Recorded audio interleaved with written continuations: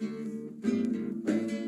joke, never joke, never joke. Oh, money, never money, never money, money, never money, money. Now know what you conniving money, money, never money, never money, money, never money, money. You can keep your conniving money when you've been a corrupt. In a bill tell me money. Now because your money done, you come with conniving money. When you had your pocket full, in a bill tell me money. Now because your money done, you hustle for tell me money. Yes, money, never money, never money, money, never money, money. Now know what you conniving money. Neighbor joker, neighbor joker, neighbor joker. That's all the money that me work for. A 2 pound note and a guilder piece. A 2 pound note and a guilder piece. A 2 pound note and a guilder piece. This is all the money that me work for. I said money, neighbor, money, neighbor, money, money, neighbor, money, money. Now I know what you can have in money. Oh, Joseph.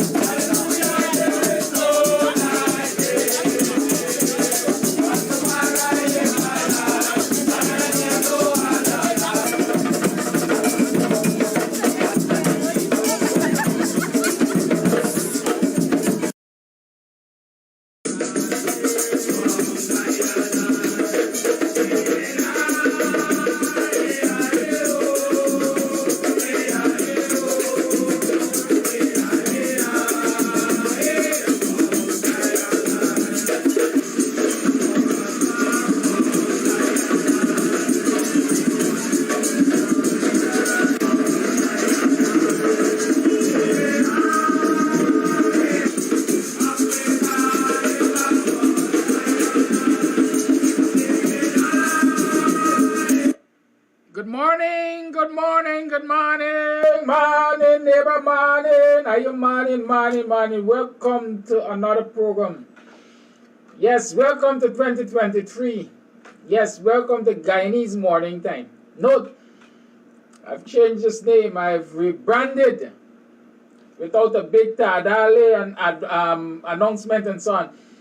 Because you will still find us as BUXTONIAN Morning Time, but you know, I woke up this morning, just this morning, you know, y'all gotta forgive me, I operate like that. Wherever the spirit moves, I follow. You know, I woke up, we mentioned it before, somebody had advised before, maybe we need a wider outlook for program, in terms of name, branding. And we were toying with all kinds of names. But this morning, I rolled over. So I gotta go and do program, and it came to my mind, you're going to do Guyanese Morning Time. So as of today, I'll be doing Guyanese Morning Time hosted by the BUXTONIAN. Right, Guyanese Morning Time hosted by the BUXTONIAN. Yes, it's all of our program. Don't let us believe it's Buxton alone. It's the BUXTONIAN hosting it. Welcome to another program with the BUXTONIAN. It is now 7 hours 21, and it is certainly the second day of January in the brand new year 2023. Well, some people will tell you it's an old year already because we are on the second day. Good. Share the life. Share the life. This morning I want to talk with you in particular about some of, perhaps let's call it my visions of this new year. Our visions of this new year. Where do we want to go for this new year? Right? We are not leaving the fights that we have started behind. But you know, I always argue that we have to fight on all the legs. We have to stand on all of our legs. And so we're going to continue to highlight what this government is doing, the wicked and apartheid nature of this government. We're going to highlight the discrimination in development. We're going to continue to do that. We're going to continue the political fights. But what else will we do, or how do we fight? Are we going to continue to fight the old way? Is this going to be a social media fight as per normal? Are we going to turn up in front of GECOM and protest once weekly for 2 hours? Or is the fight going to be widened? Is the fight going to be undertaken on a broader scale? Those are some of the things I want us to talk this morning about. Right? Those are some of the things I want us to talk about. How was your last year? Let's talk about that. How was your last year? 2022. What did 2022 gift you? How did you survive 2022? What do you plan to change in 2023?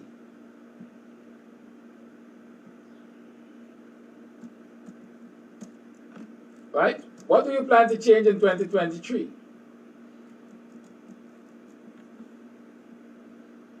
How do you intend to actualize? How do you intend to make those, turn those plans into reality? You see, those of us who are students of management will tell you your plan is as worthless as the paper it's written on. Until you can organize and you can strategize and you can make that plan come to life, it's just that, a plan. So many of us have plans. But how are we going to realize them in this 2023 year? I'm sure last year was, I want to call it stepping stones, because certainly last year taught us some lessons. And I say education is supposed to change behavior. And so if we were educated last year by all of the goings on, then our attitudes are supposed to be changed. And so we know what we're dealing with as a government, so our attitude towards the government has to change. We know we approached the government last year, and we can determine whether or not it was successful, or we had the level of success that we desired, and decide whether or not we have to change that. So welcome to 2023, share the life. That is one of the things we have to change. Me begging you to share the life. When I look at the page following is low. Are you hearing me? The page following is low. I think Kams Tv got about 20,000 followers. Let's make that 100,000 followers this year.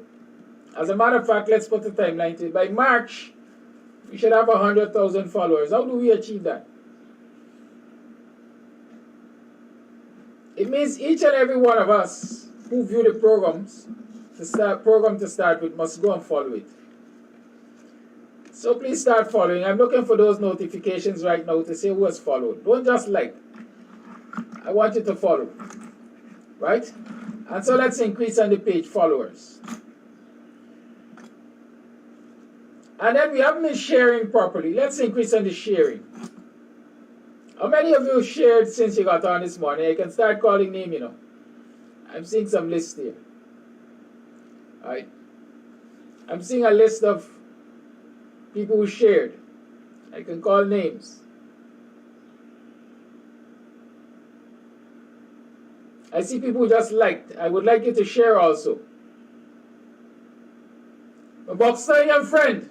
He shares on WhatsApp all the time. I'm calling you by name by. Share the thing. I want you to share on Facebook. Share the Facebook Live.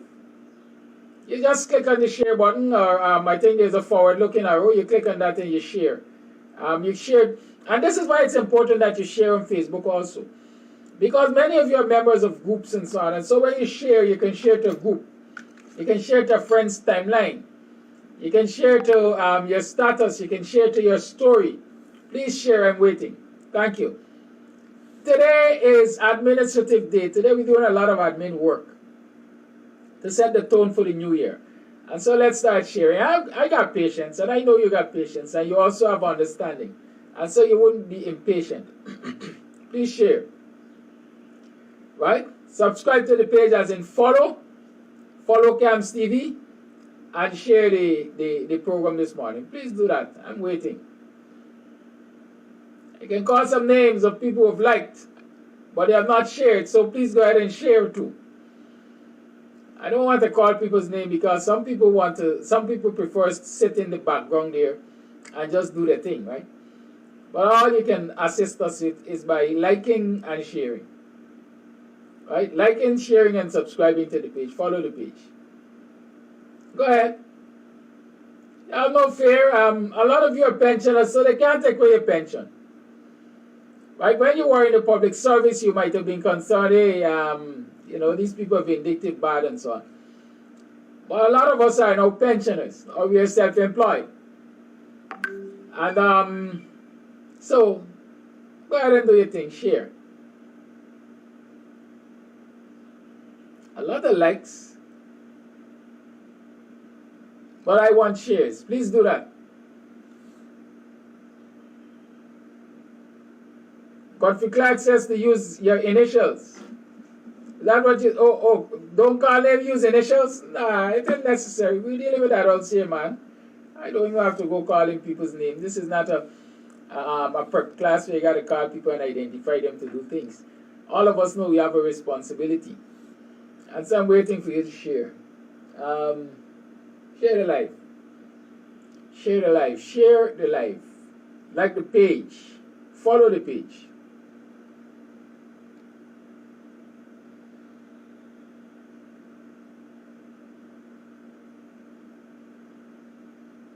And Marie Selby says it's important that we recognize in this year that all of us have to come together as one and fight this corrupt installed regime so democracy can be restored in Guyana 100%. Ditto, I certainly endorse your sentiments, Anne-Marie.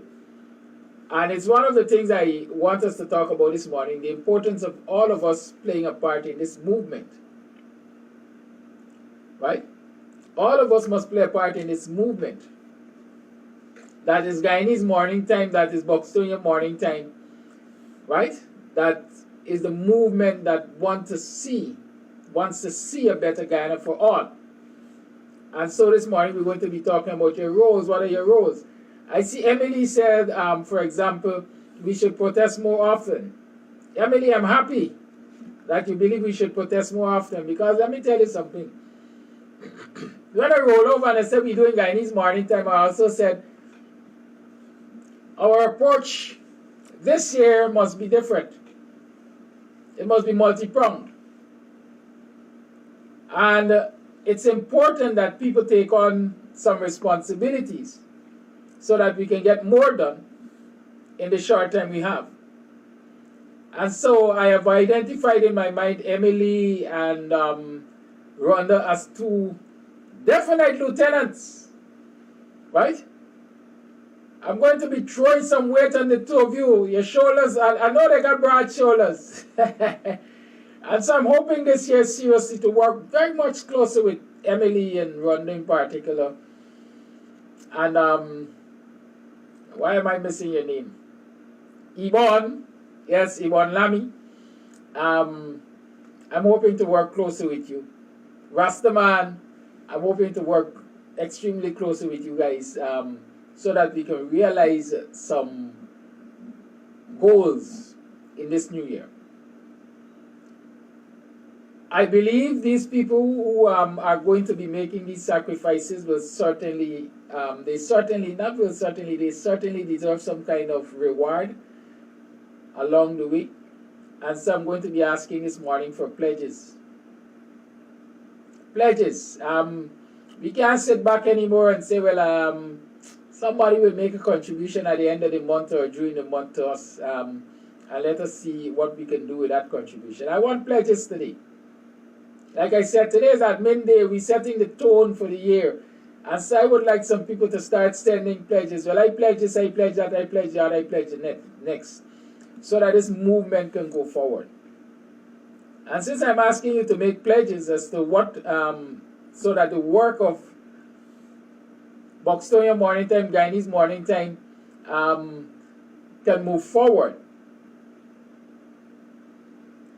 I definitely have to share with you what that work plan might be like, or what I'm thinking we ought to be doing. I've been saying from early in the year that, well, not early in the year, late last year, I've been saying that from the beginning of this year, I want us to be in communities, doing outreaches. We must meet with our people on a one-on-one, have conversations with them, leave information with them, pamphlets and so on. And so we have to have a brigade. Call it a brigade. A group of people. It doesn't have to be a fixed group of people, but there must be a core. And others can turn out on given days according to availability of time and so on, and work with that core to get the messages into the communities, whether it's pamphlet, we're pamphleting, whether or not we're organizing for a meeting in a particular community. Right? These are some of the things I want us to do. I've indicated that this year I'm going to be spending a lot of time on the written message, along with what we do on social media. Right? And so I'm encouraging you, support the cause.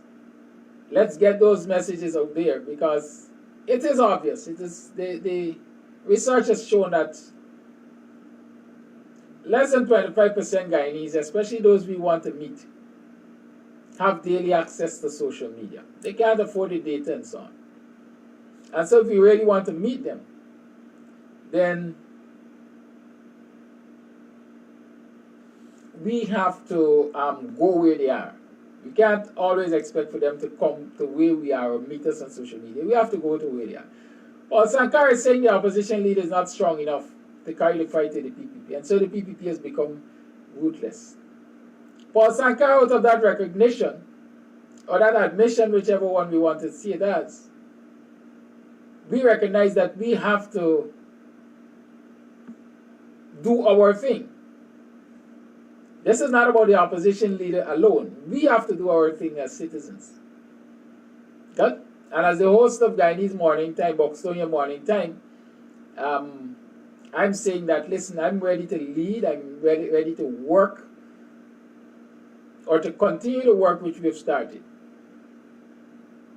So that we don't have to rely on the leader of the opposition to get this work done. We have a part to play, and we must play a part.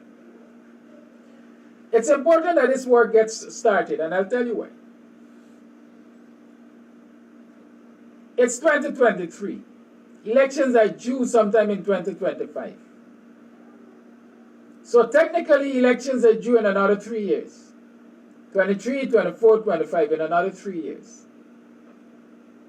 But let me say to you that that 3 years that we're calculating is not 36 months. Right? As a matter of fact, I think if I remember clearly, it is going to be March of 2025 is when elections are due. Remember that. March of 2025 is when elections are due. So technically we have about 2 years to get this society, to get citizens, to get our constituents in a state of readiness to confront the PPP at elections in basically, I was saying 3, but in basically 2 years. March 2025. And so we have to start to do the work now. We have to start to do the groundwork now. And so let us start to put those systems, machinery in place to do the work. Let us start the work. Let us get the work done. But even before national and regional elections, municipal and regional and so on, we have local government elections. They were scheduled to be held in this year. But because of the fiasco at GECOM and incompetence of Vishnu Prasad, I think, Carol Smith Joseph had to go to the court to get some things rectified, and so things have had to go on the back burner. But I see GECOM is talking about continuous registration. I see they indicated that they've made moves to fix the issues which Carol has challenged in the courts. And so the possibility is, towards the end of this year, you can have local government elections. It means, therefore, that we don't have time. We don't have the luxury of time of continuing the way we were operating previously. If we want to see the backs of the PPP, if we want to see the return of democracy, if we want to be more in control of our local democratic organs, and if we want to really take charge of government, we have a lot of work to do and the time is short. And so we can't sit here every day and just talk. We have to act.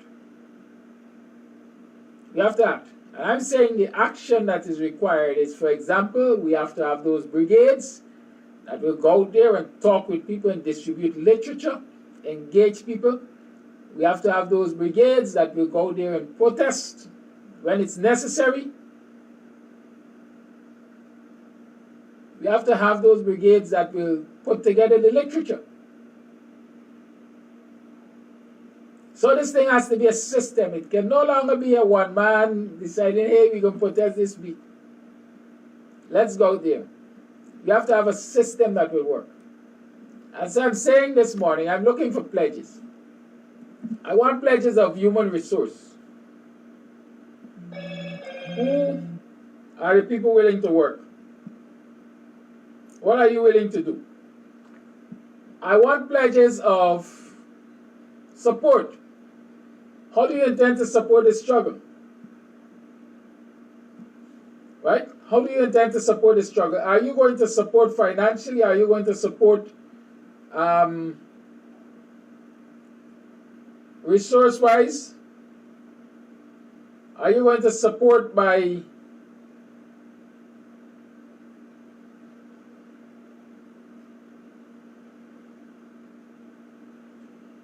making yourselves available to join the brigades? How are we supporting this struggle?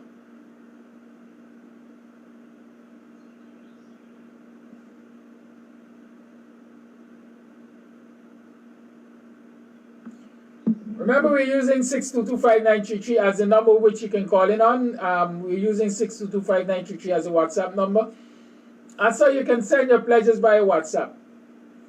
This is what I intend to do, Mr. Amsterdam, to support this struggle this year. Right? I will commit my son, my grandson, and my nephew to join the brigade because they're young, they got energy. Good? Stuff like that I want to hear. I will commit to donating on a monthly basis by X date or by Y date $10 towards a stipend for those who are part of the brigade, who will go out there on a daily basis and work for the movement. These are the kinds of commitments I'm looking for this morning. Let's talk about it. I see y'all really struggling. Nobody, we really struggling. Not y'all, we are really struggling. The numbers are not where they ought to be. The numbers are not where they usually are. Right? I guess perhaps many people didn't expect me to be on this morning because it's a holiday in Guyana, you know. It's a holiday in Guyana, but we can't afford holidays. We can't afford downtime. Good? This year I intend to do community meetings. Identify your communities. Volunteer your time to organize those meetings in those communities. We will provide the wherewithal.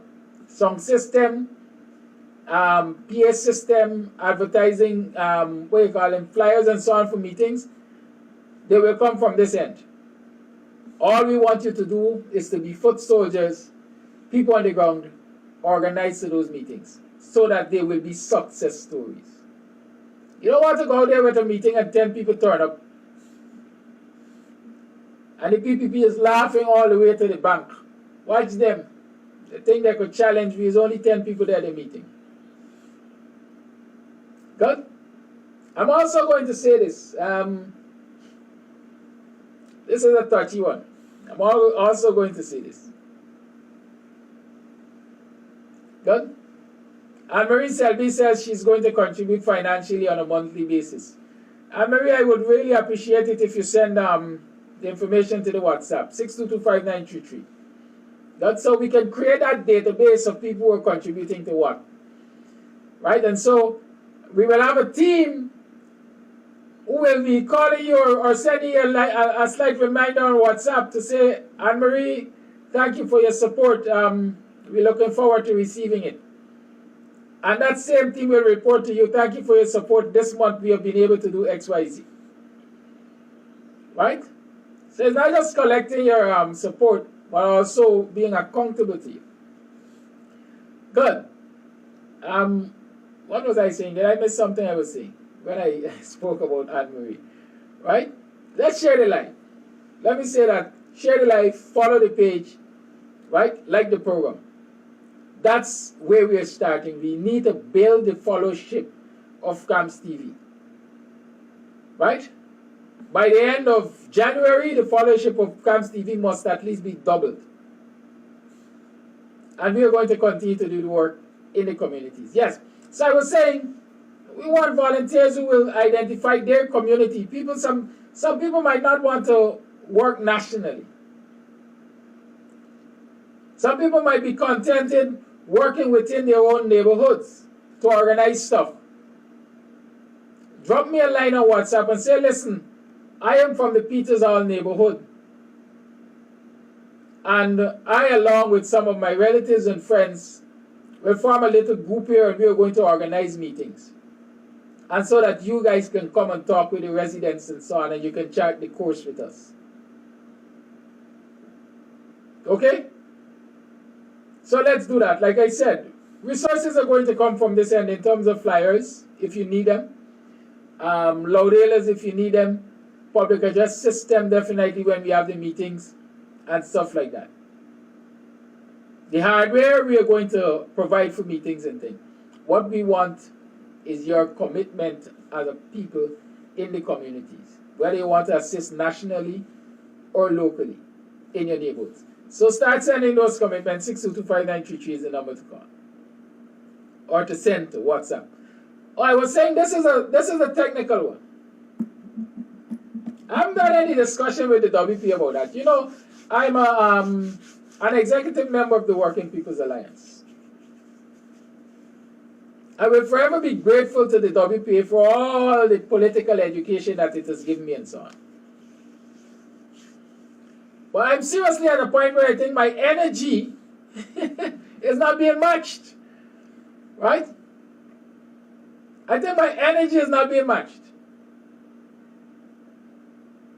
And so, there are many of you who indicated that you want to be members of the Working People's Alliance and so on. I'm saying, join me, let us Either increase the energy level of the Working People's Alliance or let us go full blast ahead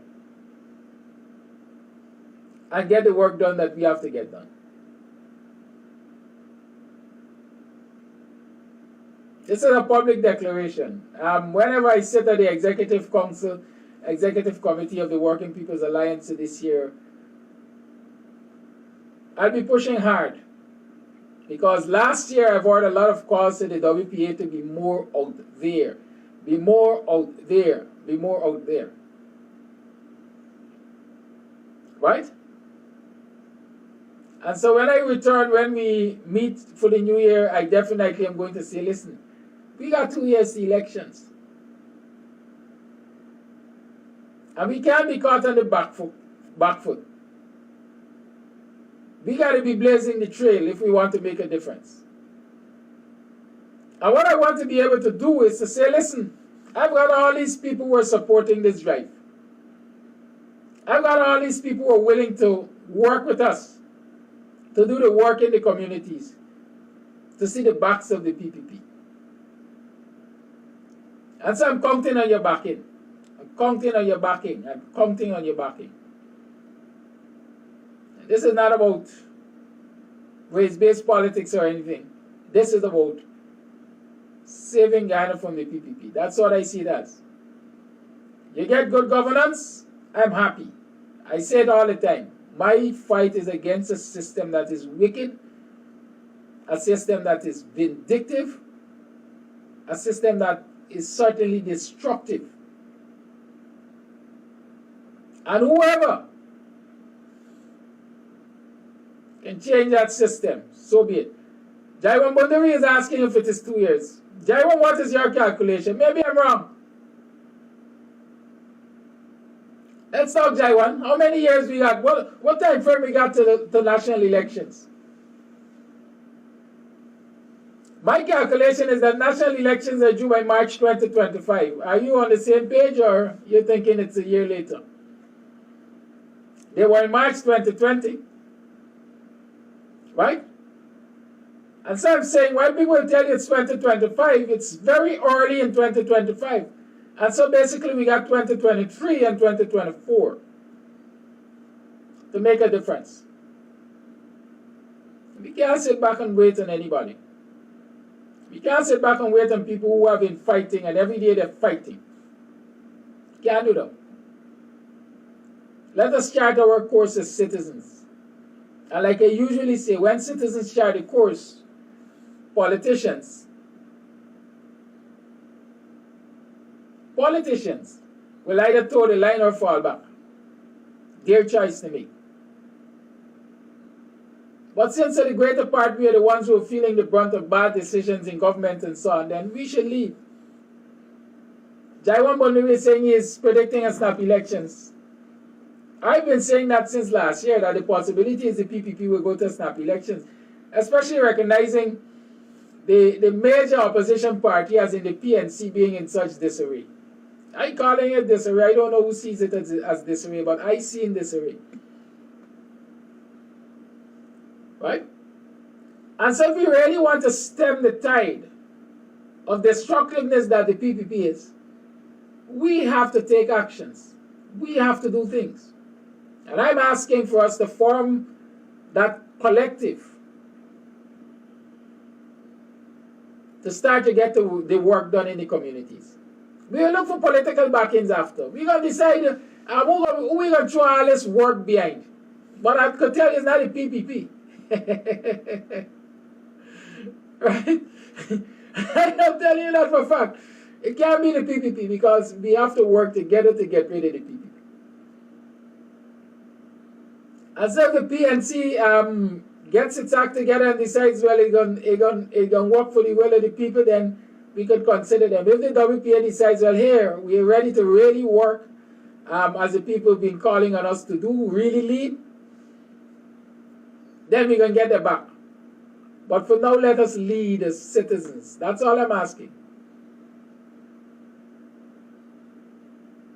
Even if you are a supporter of the PPP and you believe they're doing nonsense and you want to join us in this fight, you are welcome. You are welcome. Make your pledges. 6225933. That's the WhatsApp number. Right? It's all well and good also for you to make your pledges publicly on the chat so that you can be an encouragement to others. But it's important that you send that same information to me on the WhatsApp. Because it's not easy sifting through the chat. Right? It's not easy sifting through the chat. Jaiwan says the opposition is in turmoil. 1/3 Granger Harmon, 1/3 Arby Norton, 1/3 AFC. Good? 1/3 and get the PPP out of power. You need more than 50%. Let's keep that in mind. Good. It's 7 hours 51, 9 minutes to the 8 o'clock hour. You're tuned to the Guyanese morning time. A slight change from BUXTONIAN morning time, which we are so accustomed to. And I indicated earlier why I decided, why I decided that I'm going to make that slight change. As I advised previously that, the name of the program should show more national outlook so people understand that it is not just simply a program focused on Buxton.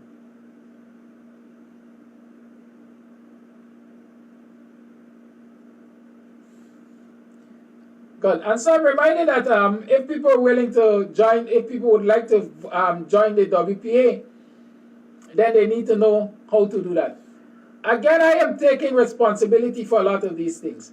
So if you want to join the WPA, hit me up on WhatsApp. I'll send you the membership form. Hit me up on WhatsApp. I'll send you the membership form. I know there are a lot of people who filled membership forms last year, and up until now, I want to use a big word here. Disgracefully, some of them have not even received a response. Well, I'm taking full responsibility for that. And I'm saying, send me your information. I'll send you the membership form via WhatsApp, and so we can get the show on the road. Right? Good. It's admin day today, so I'm not really keen on discussing all of these issues that are in the air. Tomorrow we're going to talk about that, most of it. Let me tell you what I intend to talk about tomorrow, though, to start with. The Guyana Teachers Union, teachers, Mark Light, Priya Manik Chan, Ministry of Education, the government of Ghana.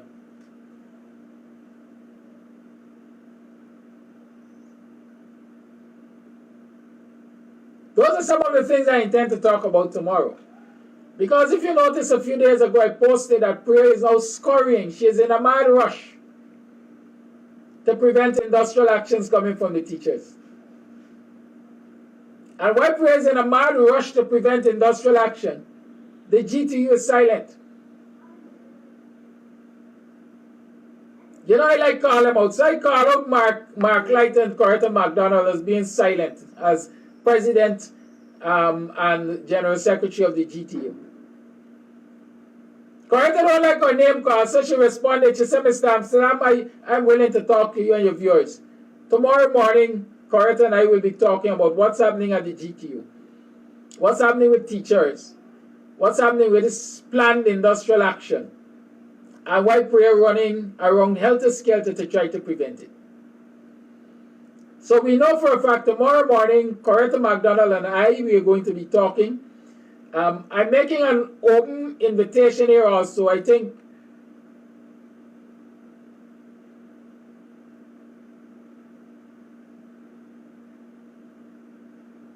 St. Louis is the shadow minister for education in the opposition benches. And so today I'll try to reach out to St. Louis. If anybody is in contact with her, please tell her I would like to have her on the program tomorrow, along with Coretta McDonald. Let us talk about this education situation in this country. Teachers posted over the holidays that they are fed up. They're disgruntled because everybody getting money. Police get money, army get money, healthcare workers get money, but none for the teachers. They're saying, we don't want you to give us grants.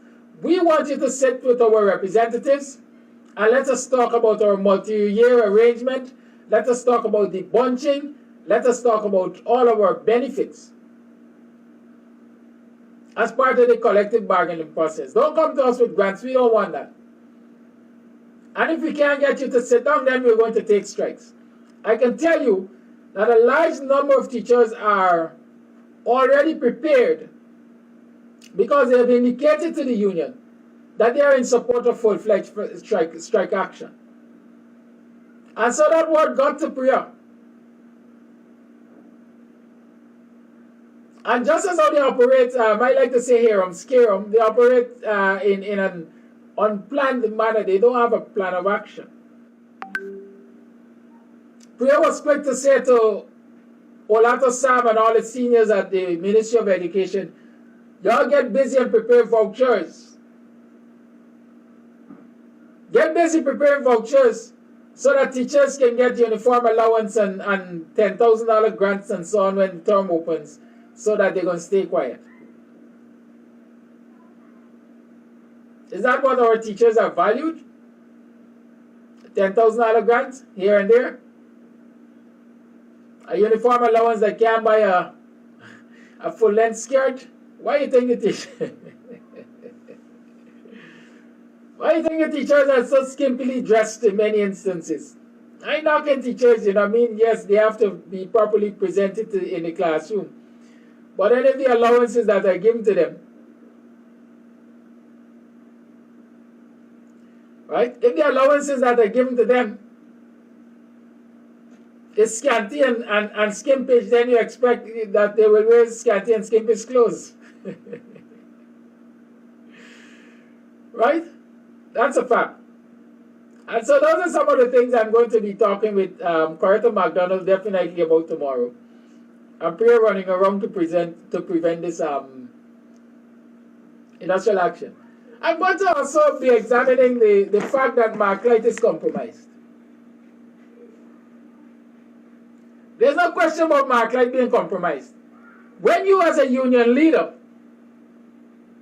accepts a scholarship from the government through the back door, you quietly accept a scholarship, then you've muzzled yourself.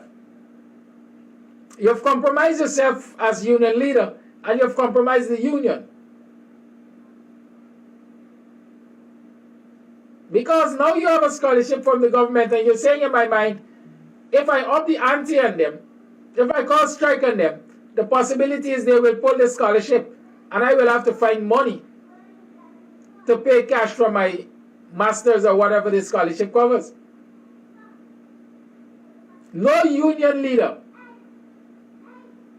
with sense would put his or herself in a position of compromise like that.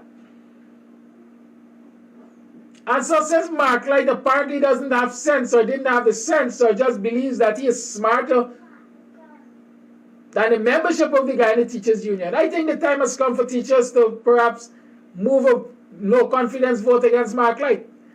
Get him out of the way. It is either he moves in the direction that the teachers would like to move, or he gets out of the way. And since, based on all that the utterances, you're not even hearing Marklight saying anything, I think the time has come to move him out of the way. And one of the methods I think that can be used is a no confidence vote. You're tired of compromised leaders, man. I saw a video. You know, there's so many Mark Phillips around this country. So many soup drinkers. So many people were prepared to compromise their integrity and the simple human decency just to be bedfellows of this government, this wicked and vindictive administration.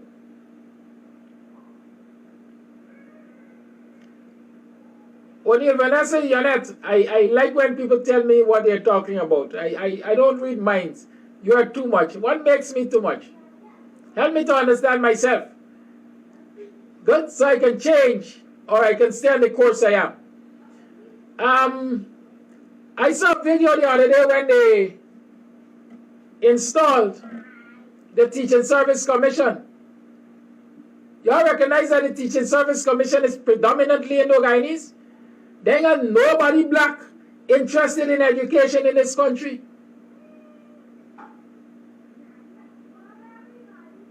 Or should I say there ain't nobody black that is not a PPP soup drinker interested in education in this country?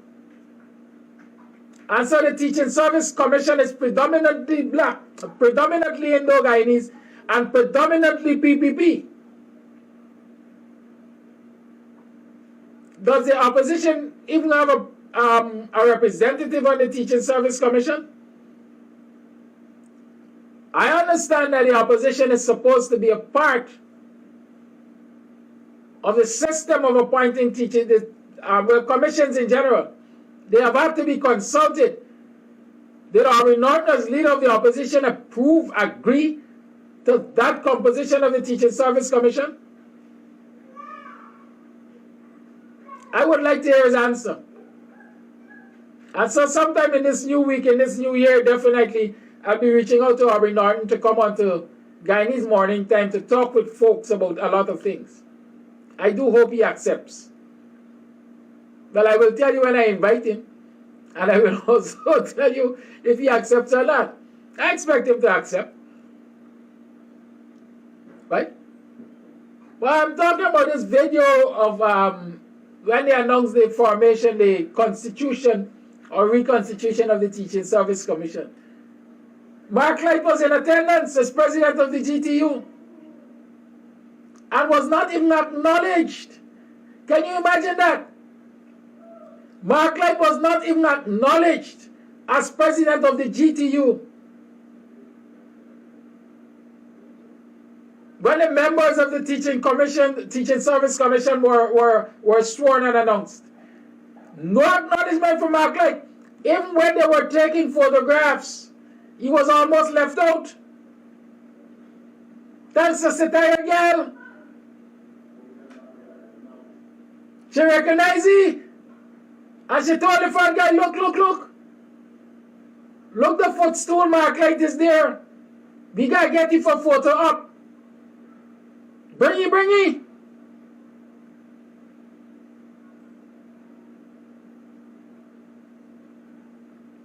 Yeah? And so he eventually... Hold on, he eventually popped the photo. We call it photo bomb. They might eventually get to pop the photo. How do these people feel? Seriously. How do these people feel when they're embarrassed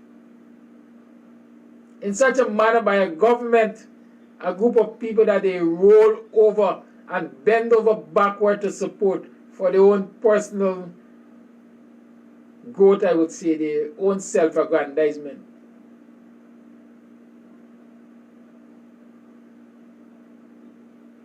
Huh? How do they? Y'all tell me.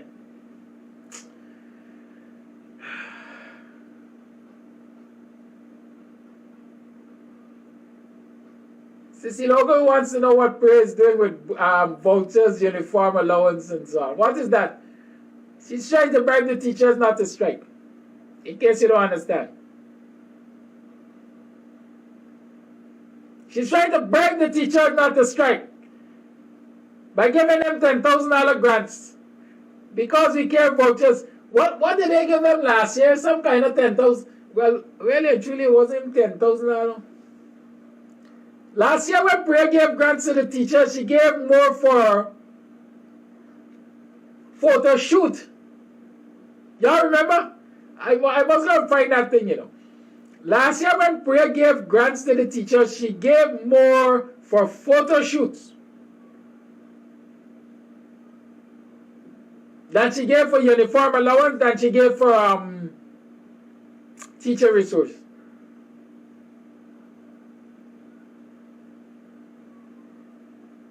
Y'all remember that? So maybe it's a similar strategy she's coming with this year.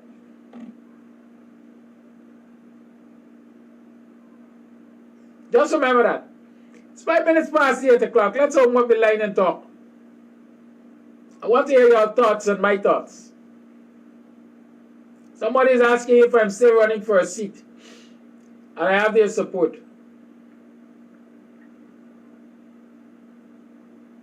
I'm always in campaign mode, if you want to call it that. I'm always fighting for a better Guyana. Will a seat strengthen my purpose? Will a seat help me to contribute to a better Guyana? Perhaps. If it means I have to go to the National Assembly to make a bigger difference, yes, I'm willing to go. If it means I have to walk out of the WPA to make a bigger difference, yes, I'm willing to do that. I'm at that point. If it means I have to go it alone as a one-man political army, whatever you want to call it, I am willing to do that.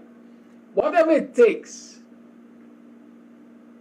to hold the PPP accountable, to highlight their wickedness, to get good governance in this country, I am willing to do, within the confines of the law. I mean, I'm going to break a law every now and again. According to them, protesting with a bullhorn is breaking the law. That will happen. I expect it to happen more and more. And so as long as I have your support, as long as I have your backings, I am going to go for it. I've been asking this morning for pledges. Financial pledge, human resource pledge, whatever you think is necessary for this struggle. Capital and other resources pledge. I'm encouraging you to make those pledges. Just drop them in the WhatsApp. 6225933 is the WhatsApp number. And I also say you can make them publicly because they will encourage others to do likewise. Teams of people to organize communities and neighborhoods. We need those. Teams of people to do flyer work, pamphlet, and so on. We need those. Teams of people to identify pertinent issues that we must publicize. We need those. Teams of people to send information to us about what's happening in the ministry or the ministries in government that is not good for the Guyanese people. We need those. So whatever your part, whatever part you can play in the struggle, I'm encouraging you to commit to doing that. Just send me a WhatsApp, let me know. Well, here, Tom Jones is on this ride with us. And this is what we can expect from Tom Jones as we're going forward. Trust me, your information will remain private.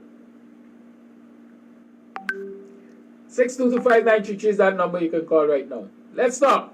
How was your last year? And what are you looking forward to in this new year?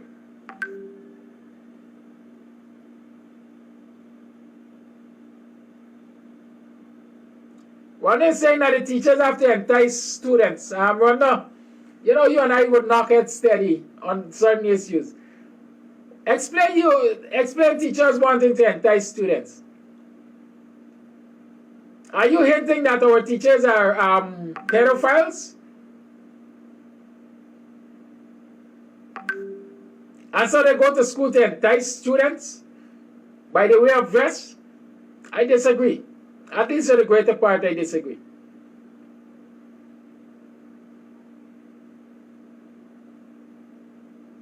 Trust me, I'm a firm believer that society and the behavior of government influences a whole lot. Something is wrong. I'm seeing missed calls on my WhatsApp, but I haven't heard any of them.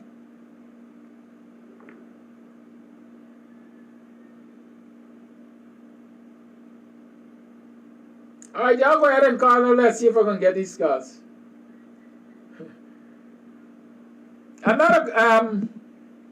It's not a usual alert that I will get because I had to change phone again.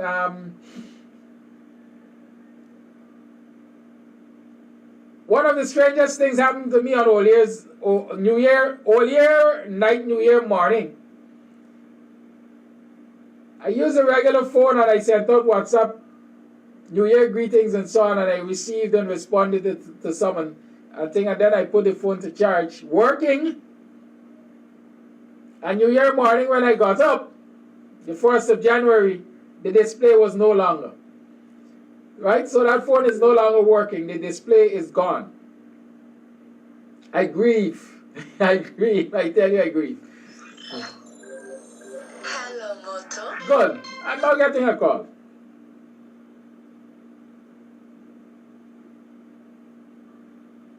Yeah, baby chief. Just now. Call it like good morning. Yeah, good morning, Kadaki, and a happy new year to all and sundry. Now you are asking for pledges on the program, but I will not be giving any pledge because I'm always there. I'm not a pumped up person. I am on the ground.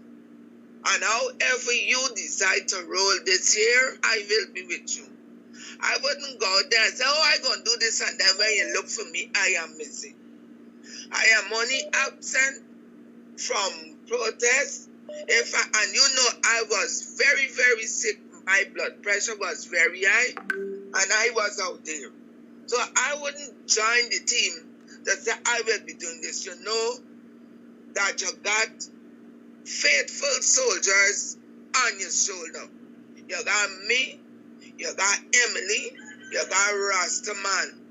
And there is a man, I don't even know his name, but he is home on holiday. A man, I don't know which him, but he is there every day at protest, whether it rains or it shines, and he's there on the dot for 12 o'clock. So we will be there. Let the other people, that is one thing why I don't go to church all years night. Lots of people don't go to church. And all years, they got to go to church. And I just tell me entire Christian brethren, I will not come to church all years because I don't want to be seen as, oh, I come to church all years night and I'm coming back now the all years night. So me saying, why I going to pledge? Now with the teachers, there are many teachers that can, you know though, when you got to school, they got on the tightest uniform. They press all the press, they're outside. Don't matter how things bad. If you can't make 40 uniform, make 2 and let it fit you properly. Because you got to teach children. And when you dress in the manner, some of the men, they got on some tight pants. Like if they got strangulated on your goatee. So the teachers, many of them, need to dress properly. You can't want to stand up in front of a classroom with teenagers in that type of dress. And then you're going to say that the boys can't come to school with 3/4 pants over the ankle and the girls must wear full uniform. When that is you portraying to them. Because you don't let me sell me souls. You go and see them things and you yourself going to talk. There are some teachers who dress appropriately. There's teachers who are dressing appropriately, get the same type of money like those who dress inappropriately to teach our children. So we have got to not say because of this and because of that. And if you should go down into the real bottom of them, then they were dressing some money got for sale for got to dirty and red show and them stupidness. And those who dressing appropriately put in front of everything. Oh, you know, I gotta get a modest uniform to wear it. There is something that is going around on Facebook, and I will be talking to you about it later. I must talk to you about it. I tried calling you, but you are already on the program. So when the program is over, I'm going to share it with you, and then I don't know what you will do. So to all of you out there, a happy 2023, and I am there in the struggle. It's all I have my own thing to look after, but I'm in there. I don't have to say what I do. Everybody knows what I do. And if because of what I'm doing, I'm being penalized, who cares? This is the struggle. And we have all got to do but some part of our being into the struggle. Because if we want the assistance of someone like Rickford Burke, Mark Benchcup, and the other people who, those people outside our mother got to do, refuse to come back here, and they will be well taken care of wherever they are. Because once they live within the confines of the laws of the United States of America, they will be there. But we are being penalized here. And if they could go on the limb that they go, I don't see if I cannot go on the limb here to assist and to show those out there the little that I'm doing. Bye-bye. Happy 2023.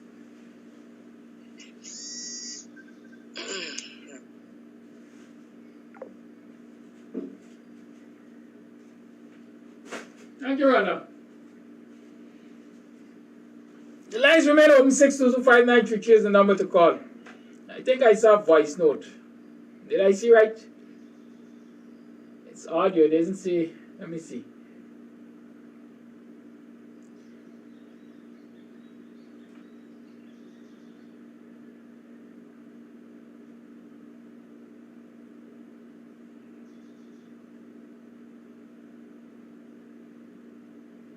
I don't see any voice note that we should be playing. The lines remain open. 6225933 is the number to call.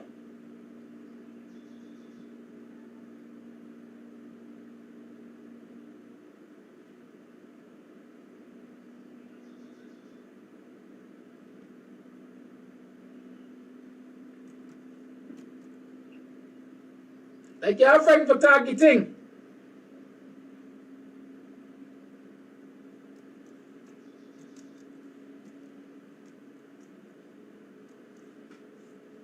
Okay, are you fighting for targeting? Are you want to talk?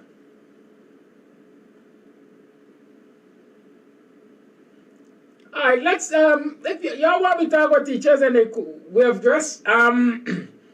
Teachers are a part of society. Public servants in general, if you go, and even in the private sector, oh God, the private sector is worse. I believe the private sectors encourage their staff to prostitute themselves the way they dress. Just to get sales and attention. And I'm being serious, I'm not being disrespectful to anyone.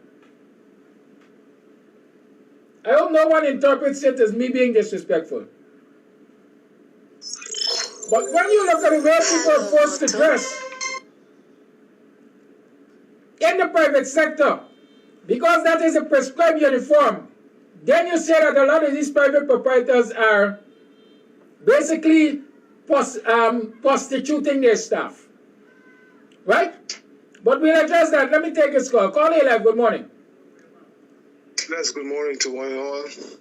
Happy New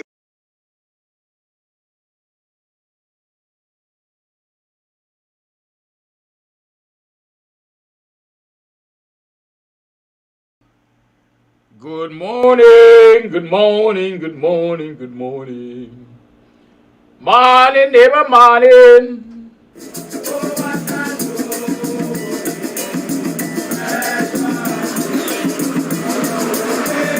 Share the light.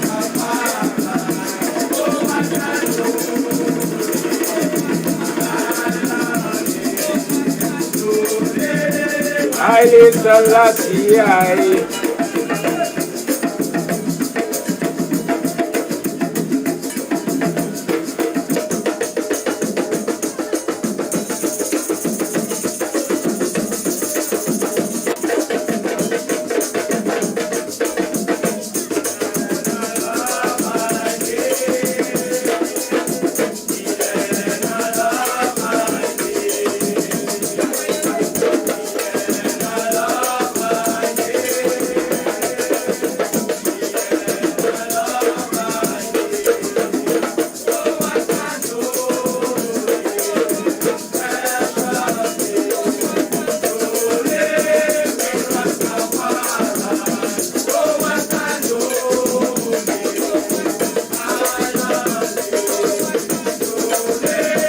I little lassie, I.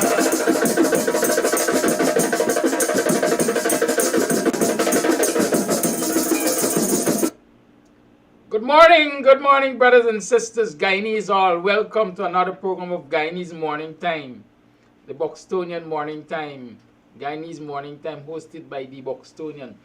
It is now 7 hours 22 on the third day, yes, day 3 of January in the year 2023. Welcome to another program. How was your yesterday? I trust you had a productive yesterday. I trust you had a restful night. I trust that as we are still in early days of this new year, you're really committed to yourself. That you're going to do all that is humanly possible to change the status quo for the better. The status quo of yourself, your family, your community, and most importantly, your country. I sincerely hope that you've made that pledge to yourself, that you will do all that is possible for you to contribute to positive change around you. Right? They say, look at the man in the mirror. It starts with me. Some great American thinker, at least they say that to me, American presidents, that's not what your country can do for you, but what can you do for your country? What can we do for our country? What we can do for our country is make it a better place. How we can make it a better place? By running the crazy ballheads out of town. We got to get rid of politicians in our society who are about self only. Listen, I'm a realist. I expect politicians to be politicians. They're going to take bribes. They're going to get kickbacks. They're going to be nepotic. They're going to look after their friends and family. Around the world, that is politics. There's no question about that. There are very few of us who try to do it and do it fairly. Or at least, be considerate about doing it. Right? There are few people, few politicians who are considerate. And so when you live in a society where overwhelmingly the politicians are showing day by day that they are only for themselves and their friends and favorites, you have to do something about it as citizens. We have to do something about it as citizens. And I'm saying to you again this year, my intent is to continue the fight which I started 2 years ago or so. Okay? I intend to continue that fight. I intend to up the ante. Because the reality is we have to do more. We can't just stay on social media highlighting the issues. Yes, social media is important. It's our communication tool. It's our network. It's our media. The opposition has little or no control, impact, input on the mainstream media in this country. It's dominated by PPP and PPP lovers. And so, yes, we must use social media to communicate with our people. It is not the most effective tool. And so we have to go back. There's nothing wrong with going back to move forward. We must return to the days of old when political activists were seen in the communities, reaching out to people, talking with them, explaining situations to them. And so this year I am committing to do more of that. And I've asked for your commitment yesterday, I've asked for your commitment, and I'm continuing to ask for your commitment. I want people who can commit to working with me along those lines. People who can commit to organizing outreaches in their communities and neighborhoods. People who can come into other neighborhoods and communities when we're going there and help to do outreach in those communities. Send your information 6225933 to my WhatsApp. Send your information, Mr. Amsterdam. I am ready and available. I can contribute with my time. I can contribute resources. You will have a lot of printing to do based on what you're saying. I can contribute a ream of paper, a day, a week, a month. I can contribute towards replenishment of ink or toner as it may be. I can contribute towards refreshment once a month for the team that is going to go out there in the communities. I can give you some cash so that the team that goes out there in the communities can get a little cash in hand. Those are the kind of commitments that we need. Right? Teamwork makes the dream work. I'm not a big political party. I'm not even a political party.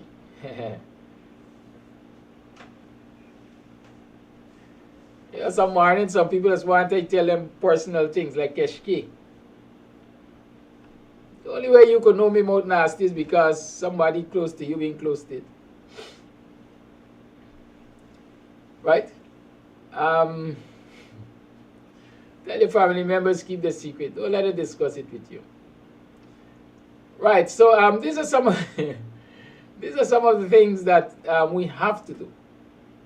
I indicated yesterday, and I'm repeating, do not think 2025 is a millennium away. Right? And do not even think that it is 3 years away or 2 years. As a matter of fact, it's just about, we're in 2023 now. We got 2 years. 2023, 2024. Early 2025 is likely to be elections. And as I'm talking about that, as of today, GECOM begins continuous registration. Continuous registration as of today. So start getting your folks out. All those children in your home, all those adults in your home that do not have their ID cards and so on, let them go out there and get registered. Because a lot of people recognize the importance of voting, but they don't recognize the importance of doing what has to be done before voting day.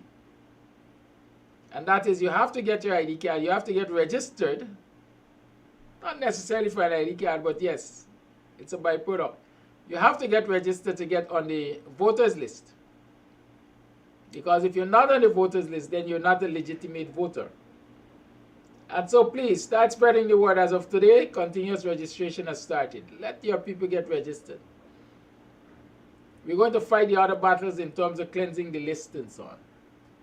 Kindly share the live. Yesterday I said like, subscribe, follow, and share. We have to build a followership on Kams Tv page. Good? Right, so I'm waiting for those commitments. What will you do to assist in this struggle? I did say yesterday that, listen, at some point in time, I will need to recruit a driver.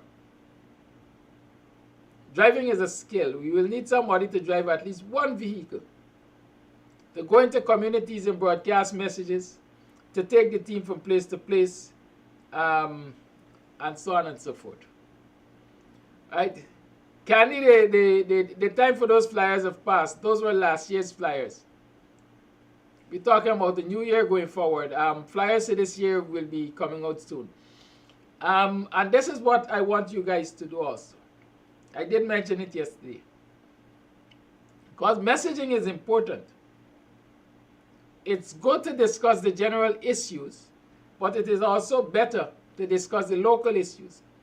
And so let us know what are some of the things that are troublesome in your communities, and so that we can address them. So if we're sending flyers, let's say to Ithaca, it cannot always be only national issues.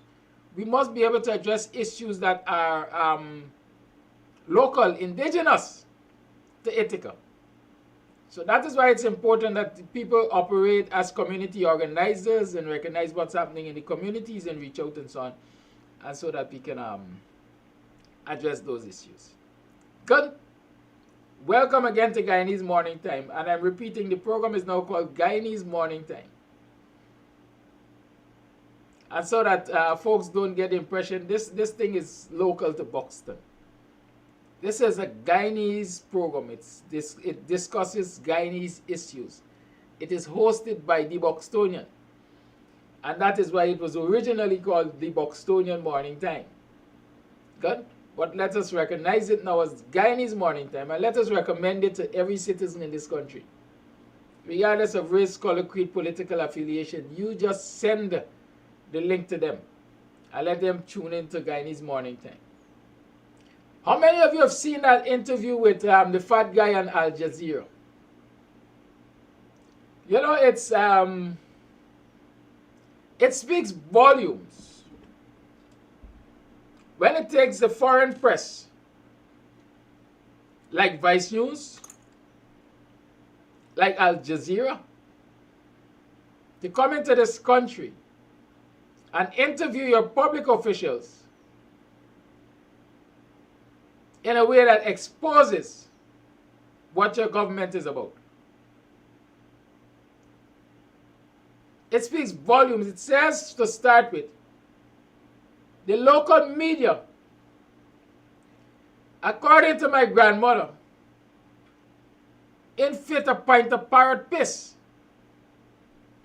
Yeah? They fit a pint of parrot piss. Because they don't have the gumption. The media is supposed to be what? The fourth estate? They don't have the gumption to ask public officials hard questions. Why? Because they are all in beds and all in the pockets of these public officials. They can't ask them hard questions because they fear reprisal. They fear people can get banned from the office of the president and state house and so on, and so perhaps they ain't gonna get to enjoy the free goodies when they go there. They fear being ostracized by these public officials, so they can't rub shoulders with them and put on a air of importance.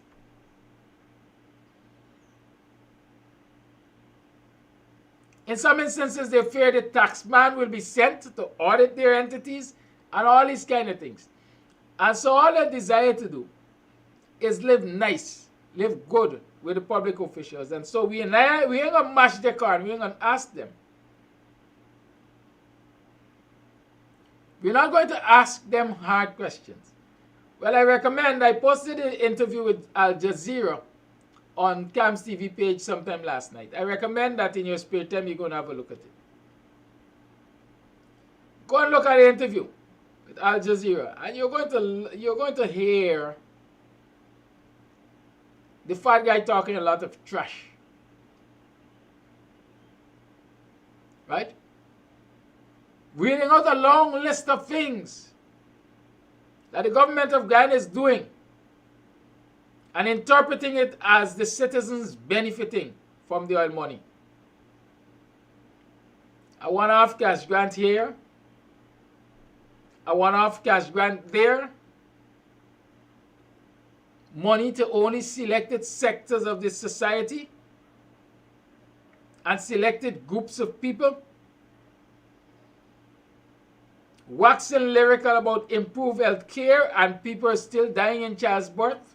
As a matter of fact, the number of maternal deaths have increased from when the coalition left office to current.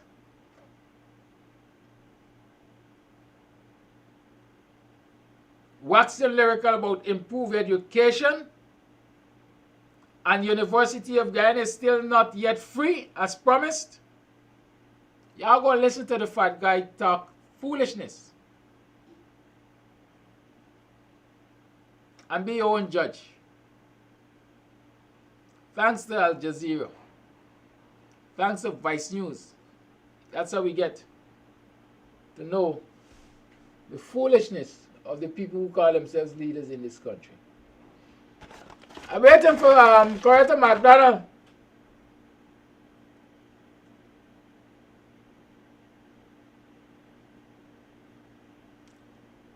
Coretta is supposed to be with us this morning. And so I'm waiting for her to enter the room. Let me call and see what the lady is doing, the Honorable MP. Oh, like I have to call she name by. Oh, you just got to call some people name for the stand-up. Anyhow. Good morning, Honorable Member. Like I have to call your name for your sign-in. Some people say until the name call, they ain't responding. Welcome to Guyanese Morning Time. How are you doing? Good morning, my dear, and how are you? God, I see you Let had me a bright see. Christmas. Your Christmas tree still sparkling. You, Let me wish you and your viewers a happy Christmas, and just to let them know that this year is going to be quite a challenging one. But I want to encourage them to stand fast as the resilient people we are, and let's work together to ensure that the resources of this country, it will be equally divided amongst the people, because we are one people, one nation, and one destiny. It will give you the impression that things were hard this year. I mean, challenging. Let me use your words. Well, Kidaki, when we look at what has happened over the last 2 years, we have recognized that rather than things getting better for the masses, they're not. As a matter of fact, we saw the report coming from the World Bank, which says that the poverty level in Guyana has risen. I mean, we got oil, and one would expect that with oil and all of those barrels that we are having, and all of those new areas that we are finding, that life would be much more easy in Guyana. More so, since we've heard from the minister with responsibility for finances and others in the government who have been saying all the time, oh, Guyana has the fastest growing economy in the world, and we are now dubbed the new Dubai of the Caribbean. One would expect that cost of living would have been way down or controlled, but check again, $3,000 for a pound of celery. You know this? Everything else has risen. Inflation is way above the head of the small man, but your salaries don't reflect the oil that we talk about and the fastest growing economy that is being touted. What's the import duty on a pound of celery? I don't remember. This thing got be coming from foreign. This thing is not being produced here. Where's the import cost, man? For pound. Well, the thing is, we produce celery right here. Right here, we produce celery. And it's not only celery. I remember going into the market sometime in November, and cabbage was a little cabbage like this, maybe this size, $2,000. So, and this wasn't the purple cabbage, this was our regular cabbage. Planting, everything, all the prices have skyrocketed. The cost for hire car during the Christmas season was $1,500 and $1,000 just around Georgetown. You're moving from GRA to Broad Street, it was $1,000. So I don't understand, But like I said, we have to brace ourselves for what is to come, and to be the kind of resilient people we've been over the years. I know we've been quite a bit on the back foot or a little silent, but I trust that we have recognized what has happened then, and I'm hoping that people did not spend all of their monies out during the Christmas vacation, because you still have this hard guava month, January, as we call it, to face up with. Let me talk about that silence which you mentioned. A lot of people are of the opinion that the whole of Ghana, or most people, have been silent faced with the abuses, the mismanagement by this government and so on. But more in particular, many of us believe that teachers have been too silent. Too silent. I heard recent rumblings of teachers complaining that, listen, sugar people get money, health people get money, police people get money, military people get money, and there seems to be no money for us. Despite the fact we have a multi-year agreement with the government that needs, I would say, revisiting, and despite the fact that our union representatives should be calling on the government to sit down and talk about the way forward.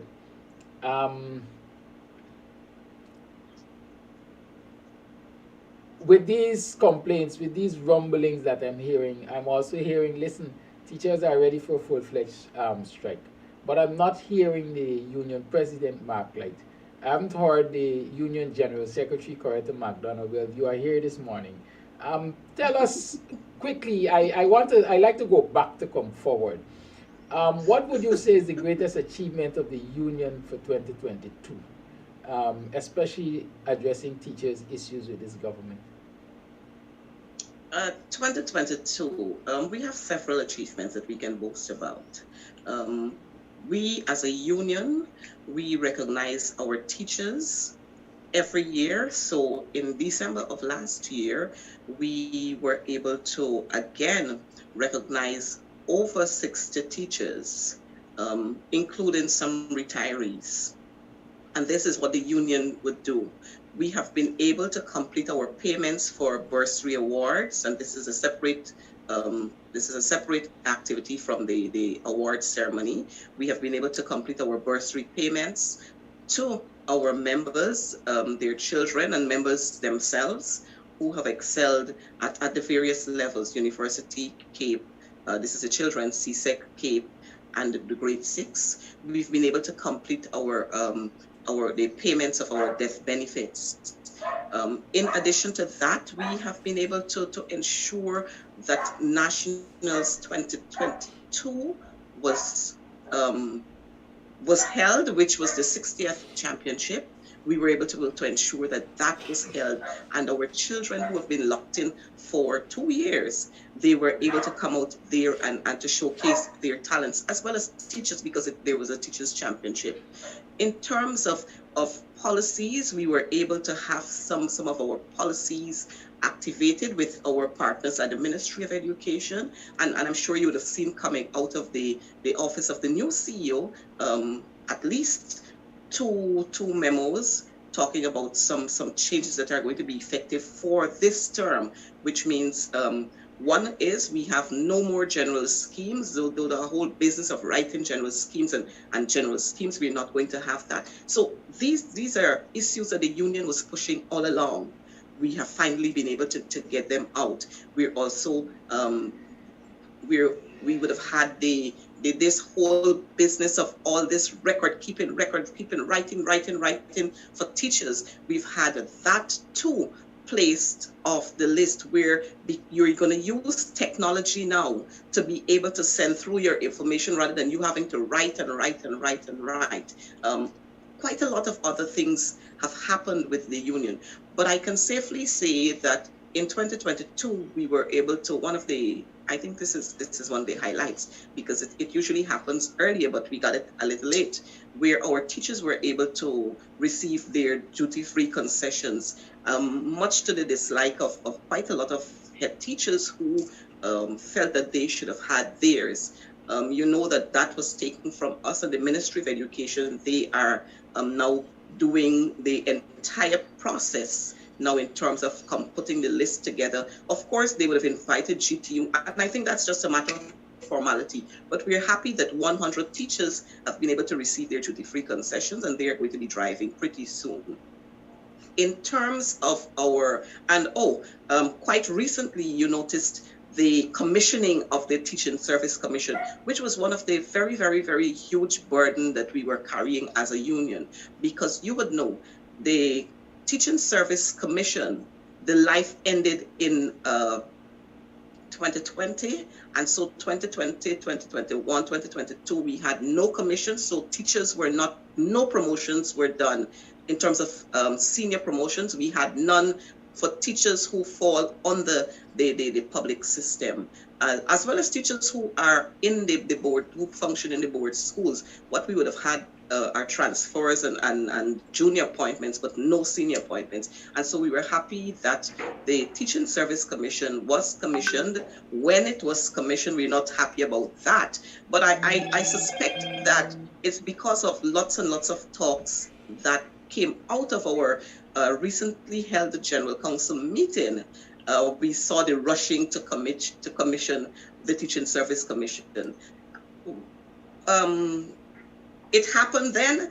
We're happy, but I'm hoping, and I'm putting them on notice now, that the Teaching Service Commission, they have begun their work, and we are going to see 2 promotions in this year, which would ease the backlog for those teachers who are waiting there from since 2020.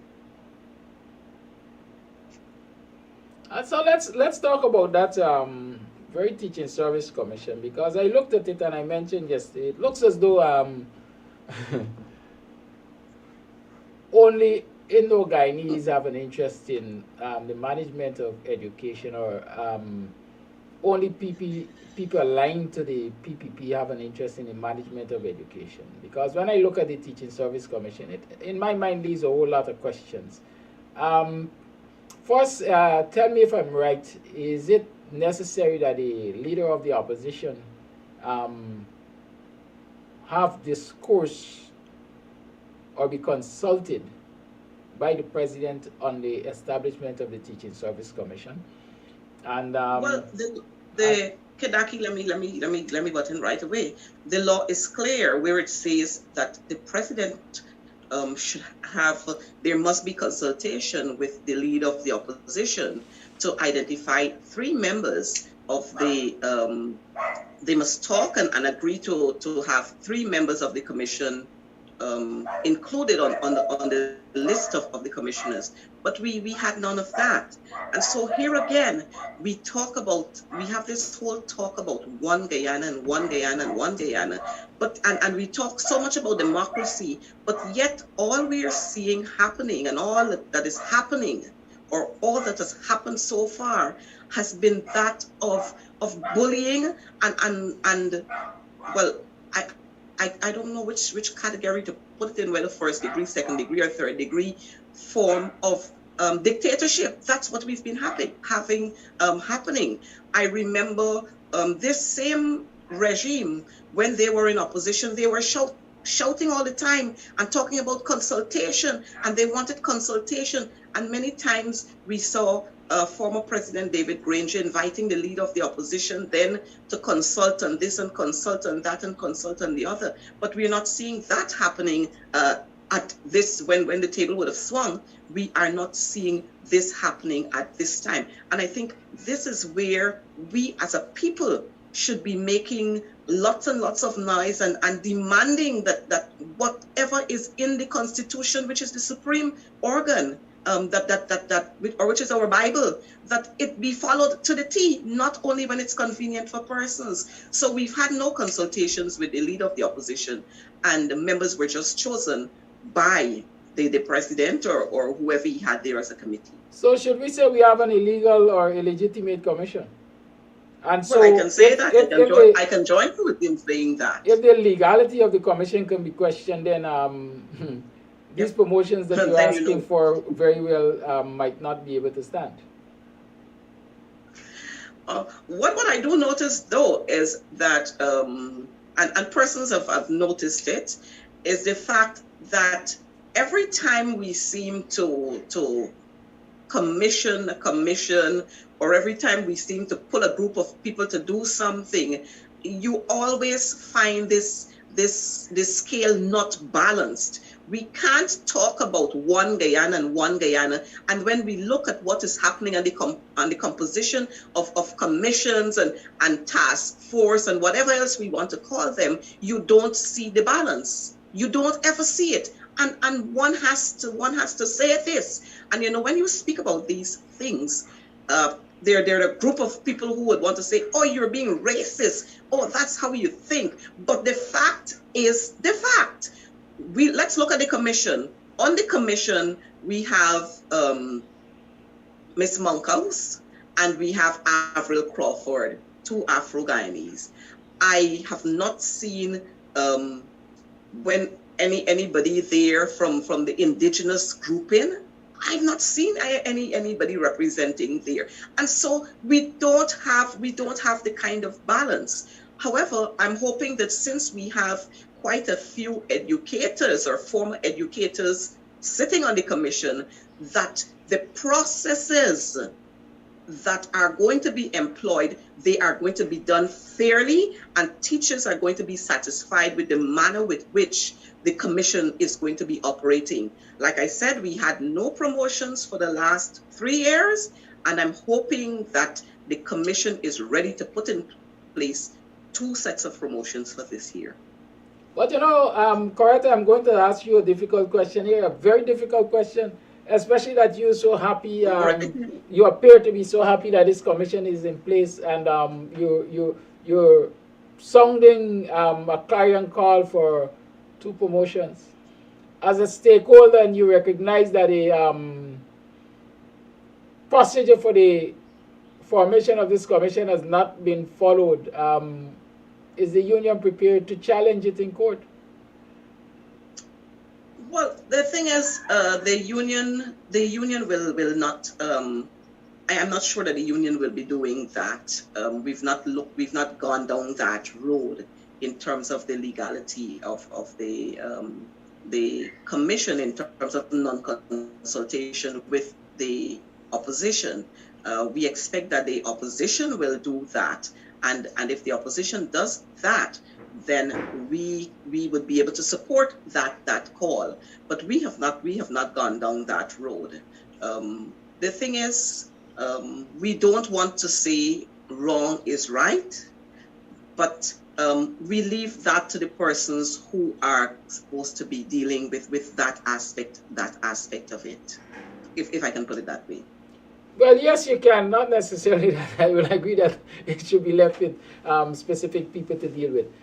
This is a national issue, and it should be dealt with by all stakeholders, in my mind. But let's talk. Teachers are saying, listen, we want more money. Y'all in dealing with our issues. What are some of the outstanding issues with the GTU and the Ministry of Education in terms of teachers' benefits and conditions of work and so on? And when last the union communicated with the ministry about addressing these matters? Well, we have had sitting somewhere. I think it's probably covered with dust now, or maybe thrown out because we had Christmas. But we've had sitting on the desk of several persons our proposal for salaries, salary increases, and other non-salaries benefits. And that was there since 2020, after August 2nd of 2020, we resubmitted our proposals. We resubmitted again. In 2021, we resubmitted. In 2022, we submitted again. We wrote several letters complaining about non-engagement. When are we going to have a look at the proposals so that we can start talking around it? But what we've seen in 2021, 2022, impositions across the board, impositions, we still hold on to collective bargaining, and we're still shouting and we're still demanding that collective bargaining be put in place and that we start engaging each other as partners. But you know how this regime operates. They operate at a level where they feel that bullying people and doing impositions, that's the order of the day. But it's kind of disgusting when you recognize that there are some entities who have not submitted proposals, but you saw big increases for them. And it leaves one to ask the question, what crime teachers would have committed that is caused, and it's not only teachers, but we've seen this happen with the public servants. But let me focus on teachers. What crime our teachers would have committed that is causing this regime to treat them the way they have been treating us? We have had 2 meetings with over the 2020, between 2020 and 22 period, 2 meetings with the Ministry of Education talking about our salaries proposal. The last information we got from the Ministry of Education was that everything with regards to our discussions and our negotiations and getting involved in the whole process of collective bargaining has been moved to the office of the president, and we're going to hear from them. On that note, we immediately sent off dispatch correspondence to the office of the president. We're still awaiting an answer. And I think this has reached the stage of not only being disrespectful, but this has reached the stage where this government has shown total disdain for teachers, the educators, the mothers of this nation. And you know what is hypocritical about this is the fact that the man who sits at the helm of government Just last week when he was swearing in the Teaching Service Commission, he spoke so nicely about teachers and the role, the pivotal role that teachers play, and that teachers are the bedrock of any nation. But yet, the manner with which you treat teachers doesn't reflect the glorious talks you talk. We have seen teachers risking their lives during the COVID period, going out into schools to ensure that their learners were engaged. We have seen again in 2022, we saw that in 2021 and in 2020, where Guyana topped the Caribbean at CSEC and at Cape, and we've seen so many improved performances in different subject areas. But yet, the people who pilot the ship, the people who pilot the airplane, the people who captain the train, they have not been given the kind of recognition that they ought to have been given. Like everything else, teachers are individuals, teachers are ordinary citizens, and teachers have to face the marketplaces, teachers have to face the gas stations, teachers have to travel in public transportation and the taxis, and so the burden of cost of living has been hovering, well, not hovering, but weighing them down. But yet, this government who talks about because we care, and of course we have a minister who would jump around all over the place to talk about, oh yes, we have done this and we have done that and we have done the other, but yet the welfare of teachers is not first and foremost in their minds. And so the teachers' representatives must step to the plate. Teachers are saying, listen, we are ready to fight for what we rightly deserve. Mark Light is absent. What's happening at the union in terms of leadership on the teachers' call for strike? At the level of our leadership, yes, one might say that, and it's okay for one to say that they have not been hearing quite a lot from the president. They might be saying too that they've not been hearing quite a lot from the General Secretary. But of course, the General Secretary is one individual within the organization, and so you can tout, and you can tout if you notice, if you check my Facebook page and you listen to the groups that I've been talking with and so on. I have been there and I will continue to be there, because the fact is I am a teacher. When it comes to the business of their profession, I am a teacher first and foremost. And so every time I have to agitate for teachers, regardless of which government is sitting in the seat, I have to agitate for teachers. And so while we've been doing our agitation, while Coretta McDonald has been doing her agitation, we would need to have the support of our members. One of the things I know that is playing a grave, one of the factors that has been dominant and is really heavy on our teachers is the fact that teachers are quite fearful at this time. And one can say that they're fearful because they have not been able to get the kind of leadership that they want in terms of leading them to where they ought to be. But the fact is, again, teachers are fearful because we know this government, they would go out there and victimize our teachers. They would send their officers out there to victimize our teachers. And so teachers are pretty fearful. But like everything else, if you have fearless leaders, then regardless of what is settling above the shores there, our teachers are going to do what they ought to do. And like you rightfully said, our teachers are ready to make their voices heard. But the thing is, we must consult with not only one or two or three or four groups of teachers, because like I can say to you, we have 42 branches across this country, 40 are active. And so we must hear from all of our teachers, or the majority of our teachers, to make that resounding call.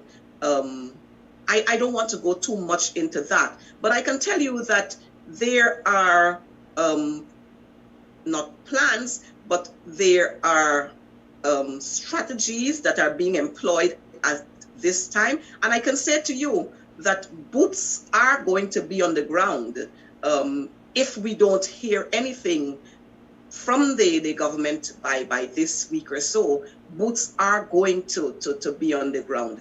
And of course, when you get into to that kind of mode, then you have to do the prerequisites. And so we're putting those systems in place, and you'll hear more about it.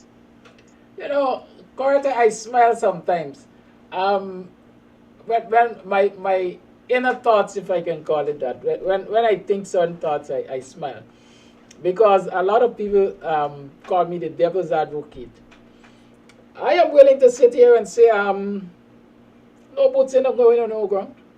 There will be no boots on the ground. And I am saying this. I'm entitled to it. You, of course, you are the union rep and so on.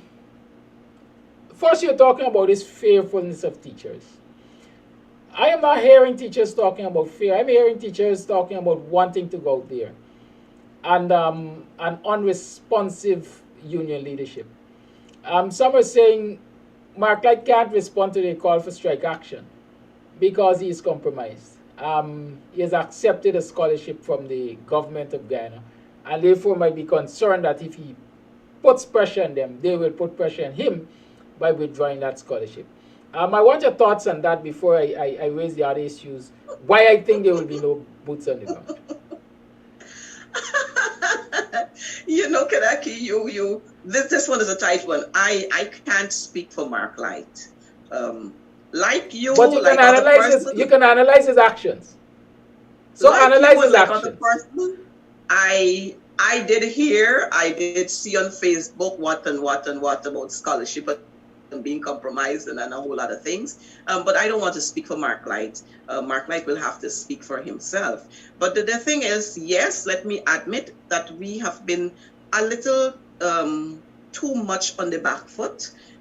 This issue about the government's treatment towards us as teachers have been on the table of discussion for quite some time. As a matter of fact, at our last General Council meeting, the agenda was suspended, and we had, because our General Council reps demanded that we have an immediate press conference to talk about it. And so the agenda was suspended. We had a press conference. We highlighted the fact that nothing has happened for so long, and we are trying to find out why is this happening. And then we have seen, and so what I think should have been happening, or what should have happened then, is that the agitation should have been like the fairy lights that we are having for Christmas, like the Christmas tree, like all the decorations that we put on. We should have had that kind of agitation decorating the Christmas period. And that in itself would have caused our teachers in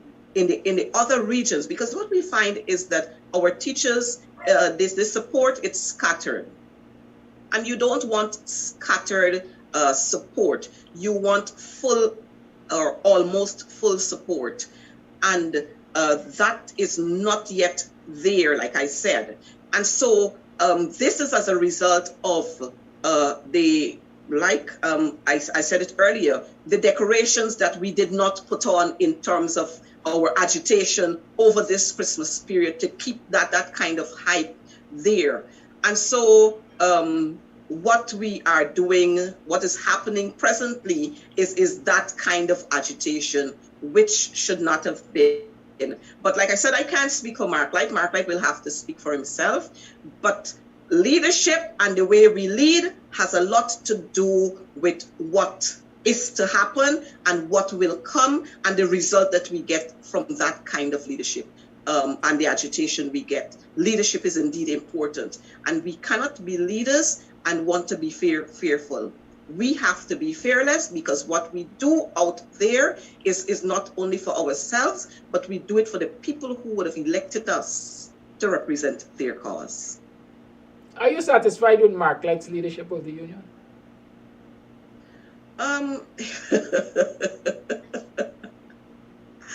The thing is, Kedaki, let me say to you, Mark Light is one individual, and Mark Light has one vote. So it's not only about Mark Light, it's about the entire executive, it's about the entire General Council, it's about our membership. And if we want more from Coretta McDonald, or if we want more from Mark Light, or we want more from the first vice president, then our members will have to push. because you're the ones who would have elected us. You have to demand that we do this, or we do this, or we do that, or. But some of our members, while they've been pushing, and I can tell you, South Georgetown and Upper Demerara and some of the branches on the East Coast and that kind of thing, and those branches, they are ready and raring to go. But like everything else I said, we have to get that kind of support coming from the other branches. I wouldn't want to rate Mark Light on this forum, or at any other forum. I wouldn't want to rate Mark Light, but I think our performances, it's right out there, and persons are free to make their own judgments.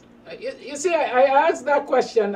You don't want to rate Mark Light. Then let me ask you: are you satisfied with the leadership that is being offered by the General Council, or the highest? I don't know the hierarchy of leadership. What is the highest level of leadership of the union offering good enough leadership? Can you rate that? Because well, I can be honest with you here to say that we have not done as much as we were supposed to do. We did not do it. What are some of the handbooks? I can go right back to 2018 to say that in 2018 we saw the agitation and the hype and the eagerness and the forceful and fearless attitudes or attributes or the composition or the composure, whatever words we want to use. We saw that in 2018, but we have not been able to see that kind of full force agitation coming out in 2020, 2021, 2022. We've not been able to see that kind of agitation coming from our members. And I think, persons, you hear the talks in 2018, we did not hear the talks about whose government is in power. But in 2020 and 2021, we're hearing whose government is in power. And this is one of the factors that is killing the entire process and the entire recognition that teachers ought to have. When we start talking about politics and whose party is in power, this is what kills the entire operation. When we go to the market, we can't carry a party card to the market. We can't carry a party card and give it to a conductor of a minibus. We can't take a party card and present it to a hire car driver. We've got to shoot our dollars. And so if you're talking about your welfare and what you deserve, then you've got to put party behind you, because your livelihood doesn't depend on the party that is in power. Because if it did, then teachers would not have been clamoring at this time and making a whole lot of noise and being disappointed that we saw the healthcare workers receiving packages and incentives at various levels, and we saw the armed forces receiving, and we saw the fisher folk receiving, and rice farmers and sugar workers receiving, and teachers have not gotten anything. We have to be the ones to champion our cause, and unless we decide to do that fearlessly and without the hitches and the holding on of party and whose government is in power, unless we decide to put that behind us, we will continue to face the kind of pressure, let me put it that way, that we are being faced with right now, and the disrespect that is being meted out to us. I think I'm still wondering what has changed from 2018 to now. Because for the greater part, I think the union leadership remains the same. Am I wrong? Yes. Yes, it remains the same. Good. And so what has changed? Why we could have had this buoyant energy in 2018 but not in 2020? I will continue to harp on this scholarship that Mark Light has received. Because yes, leadership at the union is a collective. But then, as they say in Animal Farm, some animals are more equal than others. And I believe Mark has more of an impact on that leadership as president than any other person.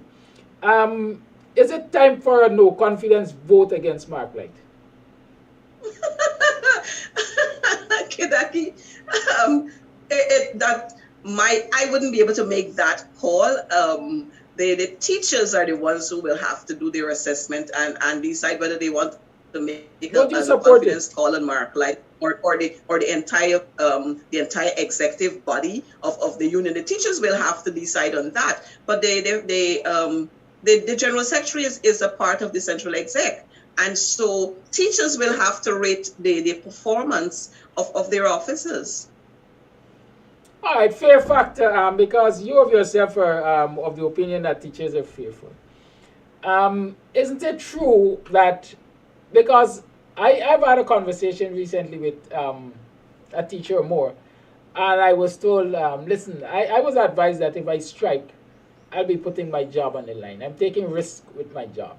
Isn't it true that the union in its collective bargaining in the resumption of duties after a strike and so on is supposed to protect the jobs of these striking teachers? Well, Kidaki, the Constitution of this country gives us the right to strike. The Constitution. And so when one decides to embark on that, and let me say, there are different forms of industrial actions that can be taken.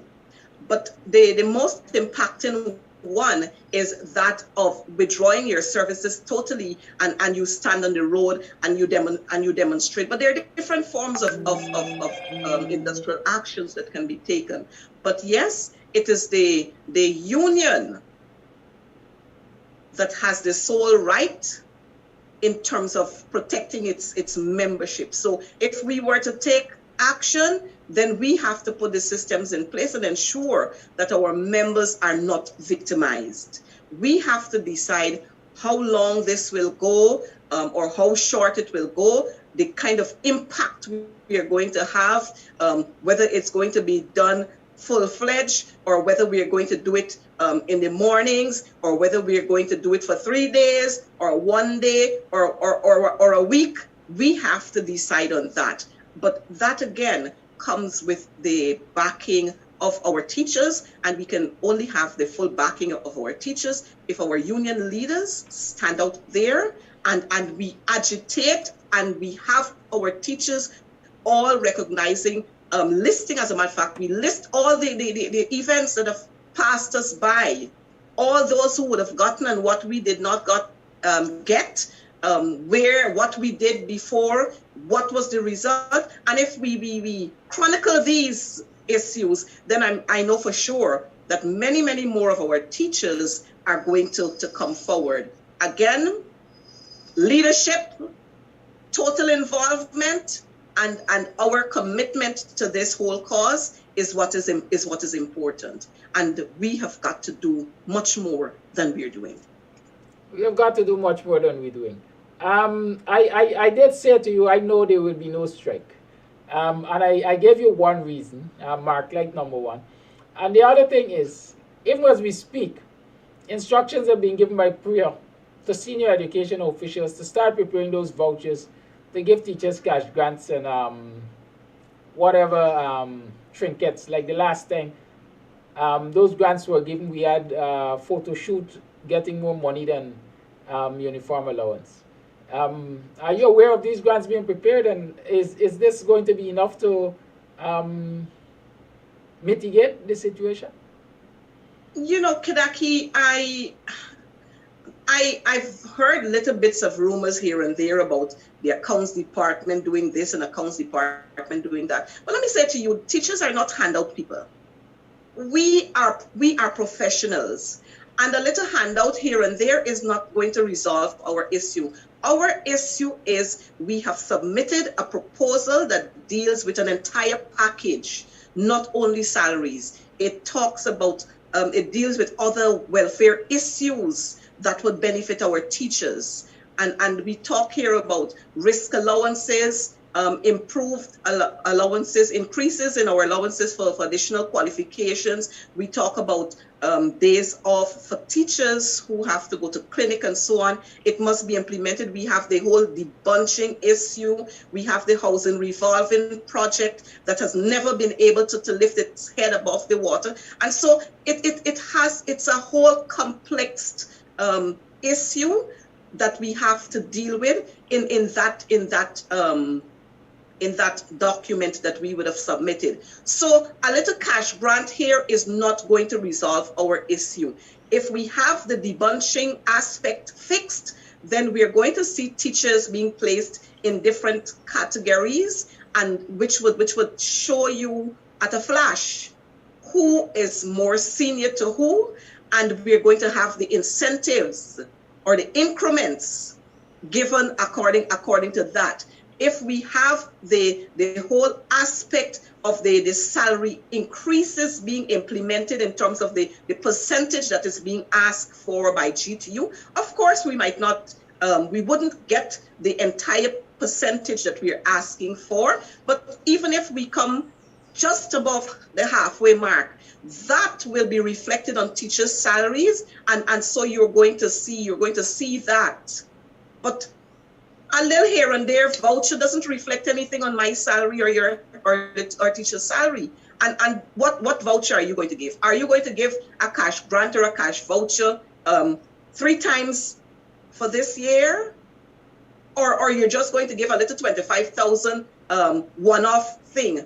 And the photo shoot and so on that you talk about, plenty talks, because just the way it was touted, it fell and it died a natural death. So teachers complained they were sent to various entities or enterprises to pick up this and to pick up that. And I can tell you, there were 2 teachers who put up on Facebook. They went to an entity and they picked up pairs of shoes, and by the time they walked for 2 days, that was the end of the shoe, the pair of shoe. So those fancy talks, they're not going to make any kind of impact on the lives of teachers. We heard about the discount cards and so on, and again, a whole lot of bluff, because the teachers in Region 8, the teachers in Region 9, the teachers in Region 7, the teachers in Region 1, what discount card they benefited from? None. And so these kinds of glamours and glitters that we are going to be seeing, or like you said, you heard it, and we've been hearing the rumors, these kinds of glitters and so on that are going to be sprinkled, waste of time. What we should be doing is looking at the proposal. Even if you're going to give teachers some grants or some relief at this time, we need to look at the proposal and have that addressed. That will make a more meaningful impact on the lives of teachers in terms of what they see reflected in their salaries. I know the answer, and I'm sure you know the answer. Why teachers should insist on the bunching and their emoluments being adjusted and so on, as against accepting a grant, long-term versus short-term? Just show that again for me. I was distracted. I'm asking, why is it teachers should insist that their salaries be adjusted by the necessary increases and so on, versus a short-term grant? The thing is, again, the grants are not reflected in your salaries. And teachers, as a matter of fact, the union is insisting on having the proposal being addressed, because at the end of the day, when a teacher retires, whatever you have there as your package for your salary, that is what will determine your gratuity and your pension. So a grant here or a grant there, that will not add anything to your gratuity and your pension. And that's why we're insisting that our proposal be looked at, rather than all of these short-term grants that you're going to have put here and put there, and a $25,000 there and a $25,000 there. The thing is, how far can you go with $25,000? And let me take our minds back to the COVID period, when we saw some hampers being given out. Hampers were issued to teachers. Teachers had to stand in long lines to receive these hampers. And then you saw teachers displaying on Facebook what was in the hamper: a bottle of a 2-pint bottle of oil, 2 packets of chow mein, a sardine, a packet of a pint of chana, a pint of split peas, and you wonder, how long will this last? So the thing is, if you address our salaries, the issue of salaries, and you address all the other non-salaries issues that we have talked about or that we've listed there, that will have a long-lasting impact on the lives of teachers when you look at your salary and then you look at the other incentives that you're going to be receiving. That will make an impact rather than you give them a $20,000 there, or you do some photo shoot, or you do some craziness. It's not going to have, people can't eat photo shoot. Thank you. It's now 22 minutes past the 8 o'clock hour. I know you have to go and all of that. Any closing thoughts on the demands, the behavior of the government, and the call for strike action by the teachers? Very quickly, let me take this opportunity to wish our teachers a wonderful working week and to reassure them that the union has their interest at heart. Like everything else, we are teachers too. And whatever we advocate for out there, we are also going to benefit from it. I want to advise teachers to do what you can do and not overdo.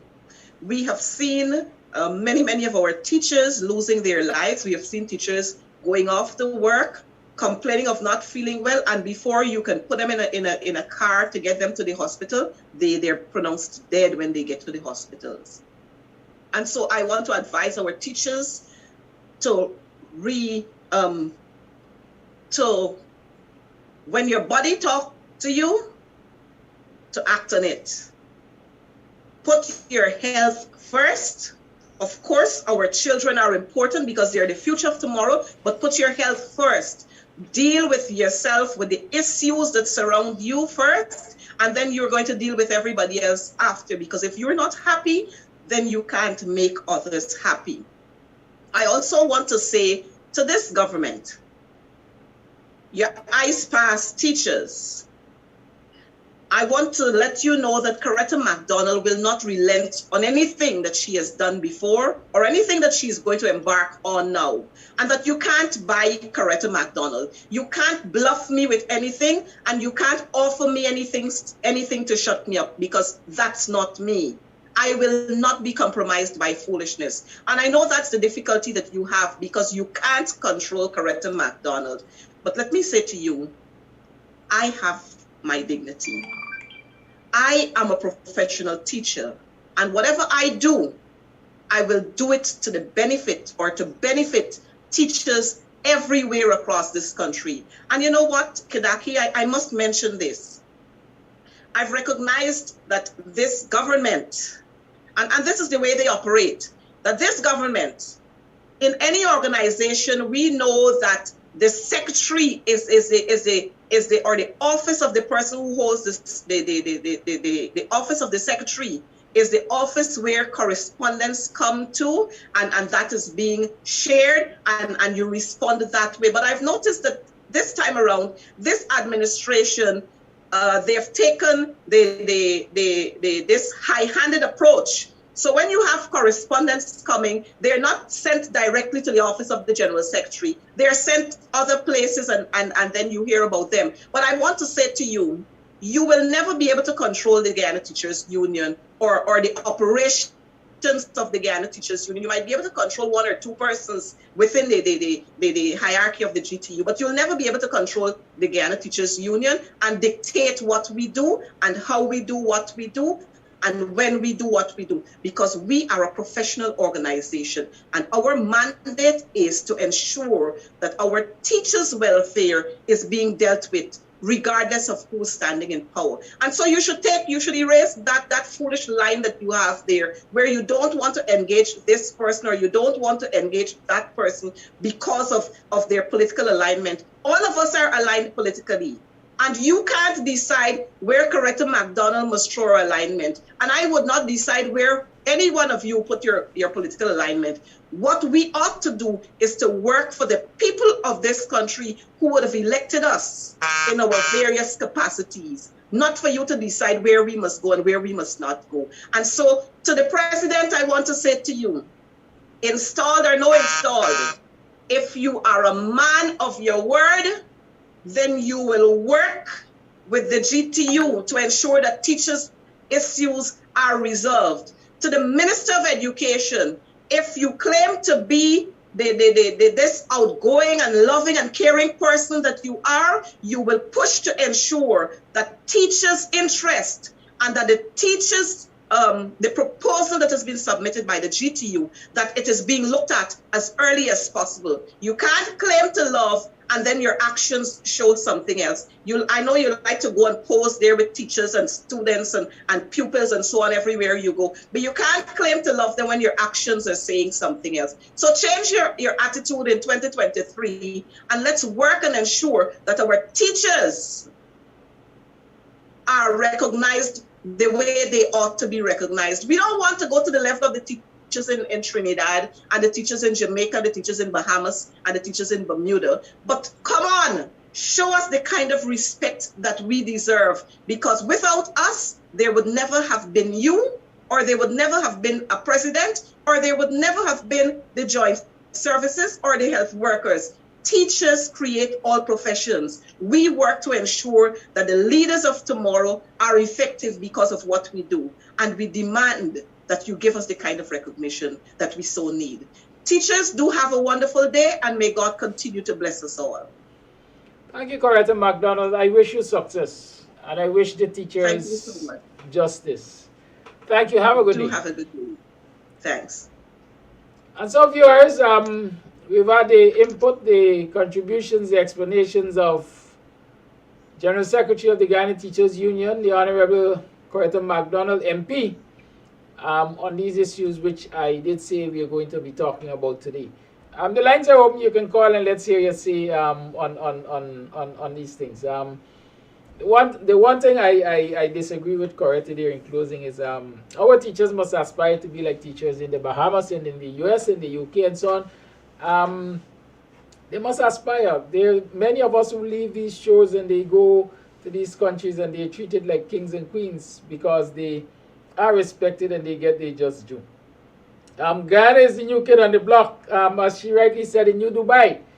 Dubai of the Caribbean, at least that's what the PPP says. Then let the status of our teachers, the remuneration of our teachers, the living standards of our teachers reflect just that. Because when the economy is doing well, then teachers have to do well too. Call A Live, good morning. Good morning to one and all. Brother Kadaki, I've always had respect for Miss McDonald and high regard for her. But she's a little bit disappointed this morning to me, right? Because I think you carried out that interview very well. I think you asked the right question. You were very respectful and you acted like a real journalist. And she, for some reason, she kept dodging the situation with Mr. Light. I don't know why is she so reluctant, right? To even like you when you threw out the olive branch and said, if you don't want to criticize Mr. Light, just analyze the situation.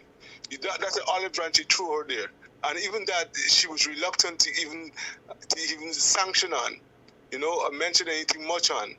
And from the time I've known her, of course, know her doing as a public figure, right? That personally, she's always seemed to be a fireball. And she started this morning saying that she was ready for the fight for the new year and all this kind of stuff. So I was expecting her to continue being a fireball and someone who pushed back really well against the suppressed regime. But for some reason, it seems like I don't know if the situation with Mr. Light or whatever, but she seemed to be softening her stance and dodging certain questions when it comes to Mr. Light. I mean, and they're both in the same sphere, right? I'm not sure how the pecking order goes, if she's just under him or whatever. But she's supposed to know a lot about him, about the structure of the organization, and that's the question that you were asking her, right? So I don't think she's supposed to be dodging those questions as much as she did, because she's supposed to know the answer to those questions. She's supposed to have an opinion because she's there to see what's going on, right? And I think he rightfully mentioned that Mr. Light is compromised, because if he's accepting those kind of things from the government, and he's in this position, yes, he's got to dance to their tunes, and it seems that, but she's pushing back even against that. So yeah, I'm very disappointed with her this morning, and congratulations. I think it's a good interview. You did well. You asked her the right questions and so on. Thank you very much. That's my thing. Thank you.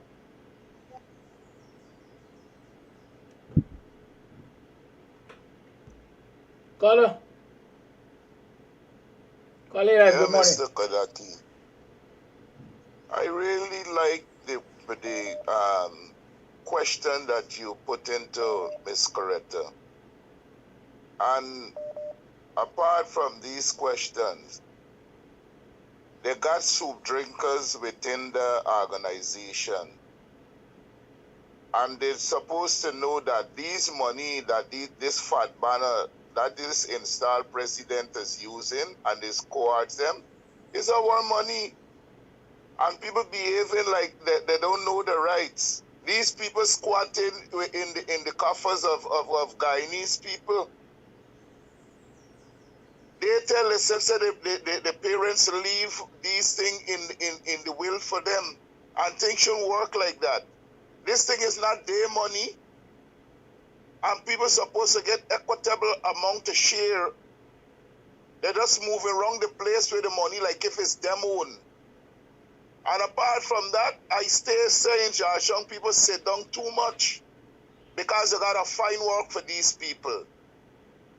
You gotta find work for these people. All these business people got these business going on and sniffing up poor people money. They should hold them accountable. Do things that gonna make them uncomfortable and gotta spell it out. Regent Street alone. You're supposed to get them busy. The government is too comfortable. The legal government is too comfortable in our beloved land. You gotta find work for them. You gotta find busyness for them. Let them know that the money that they're thieving is not theirs. You gotta hold them accountable. Mark like all of them is soup drinkers. I'm saying that. And I like the question that you put to Coretta. From the time somebody starting and smiling, you know it's tough questions. And you need somebody like you to interview these politicians, especially Barjagdeo, that thief and the murderer. That he's really got to open the eyes and put a foot in the sand and push back these people. It's just a handful of a jackass that running we country and tell itself that they're above everything. You continue doing the good works that you're doing. Look, yesterday I talking to somebody, a friend from Linden. He said, I was surprised, not really surprised, because you're a guy you always know you're pushing. When I see you in the protest line the same day that they arrest Kodaki, I said, man, I just sit down too much down there. I got to go out there. Get George Chung in flame. I don't care what who say. Let them know that we got to get equitable share and what belongs to us. They sit down too comfortable, especially by Jagdeo, that sit down in the high place and get things doing with a puppet and the installed president what we got down there. We sleeping too much. You don't need a whole set of people because you got left evidence and some people can't hold the peace. Burn the place down. That is my contribution. You have a blessed day. Thank you, caller. Voice note. Good morning, Mr. Amsterdam. Happy New Year to you. Happy New Year to the listeners. The president, the installed president of Guyana, is very disrespectful to teachers. Very, very disrespectful to teachers. And he believes that he's above the law, that he don't want to speak to the unions. No, 2023 must be a year of action for every Guyanese, every hard-working Guyanese. Demand that respect. The government have to demand that respect. They have to respect the citizens of Guyana. This nonsense got to stop in 2023. No, the mayor all who not paying the taxes, make sure that they got serious and pay the taxes. This nonsense got to stop. The country got to move on and give the people what they deserve. They deserve a raise of pay, give them the raise of pay. Come on, Guyanese, 2023 got to be a year of action. Don't sit back and allow things to happen, because it's continuing and continuing, and you would get the shitty end of the stick. So y'all do what y'all have to do for make Guyana a better place for all. Bye.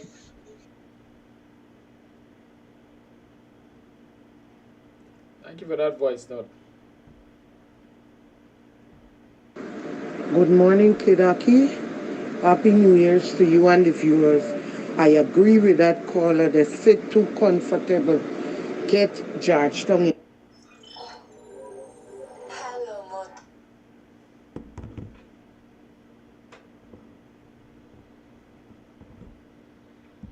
Call Holy Line. Hello? Call Holy Line, please. Yes. In flame. And only Georgetown. Go all over in the stronghold. Burn down the schools and all kind of thing. I don't care. They sit down too flipping comfortable. For real. They say it's not no joke. These people need to be awakened. Attack all them police outposts and all kind of thing. Really good. Destroy. You ready for the destruction? It is what it is. Thank you for that voice note.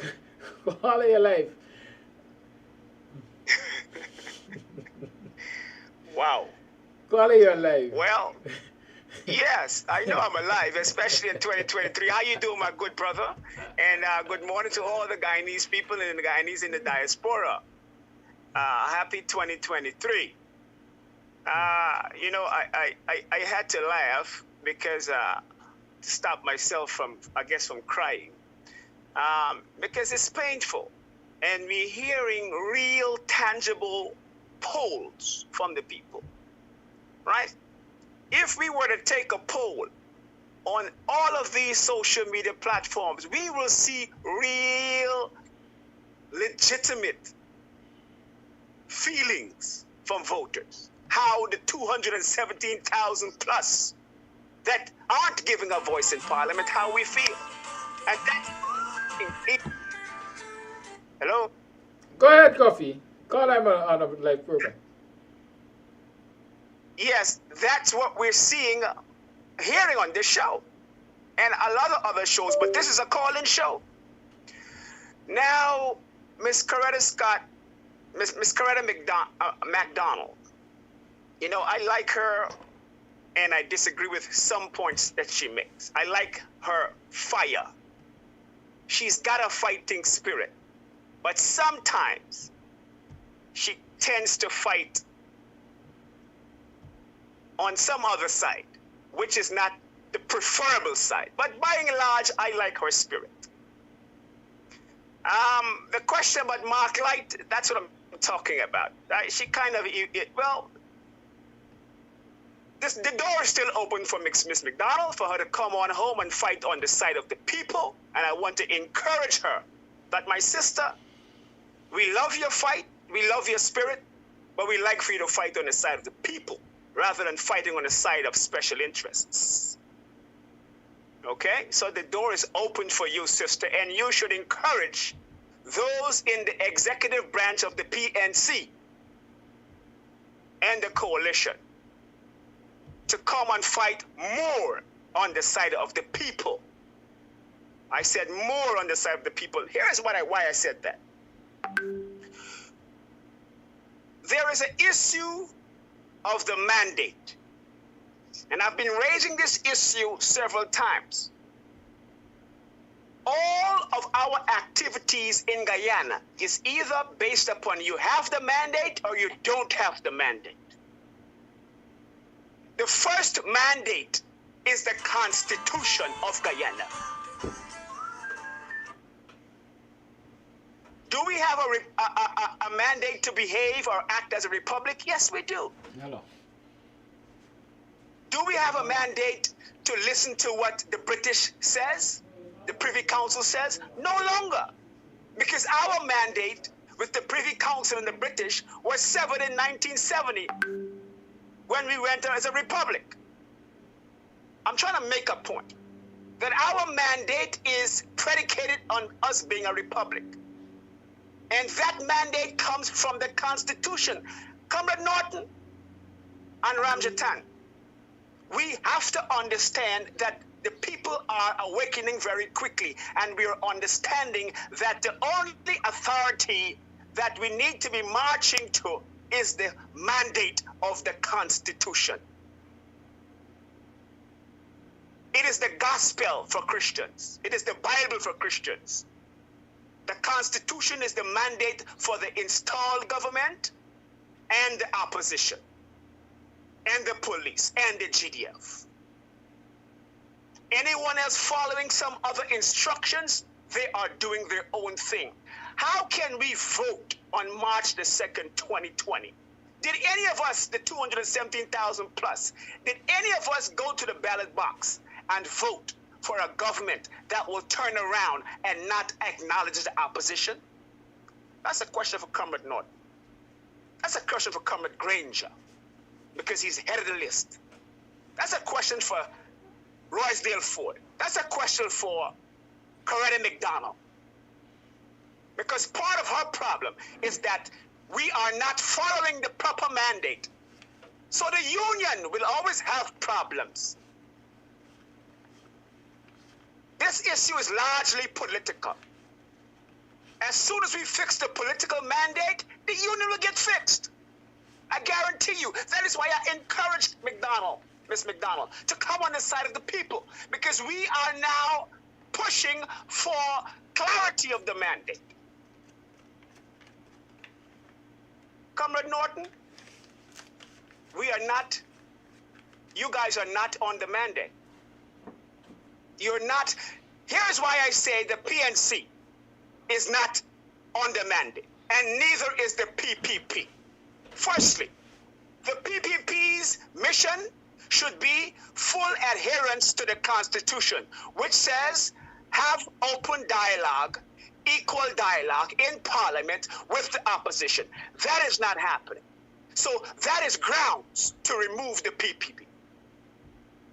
This is not criminal. This is not even militant.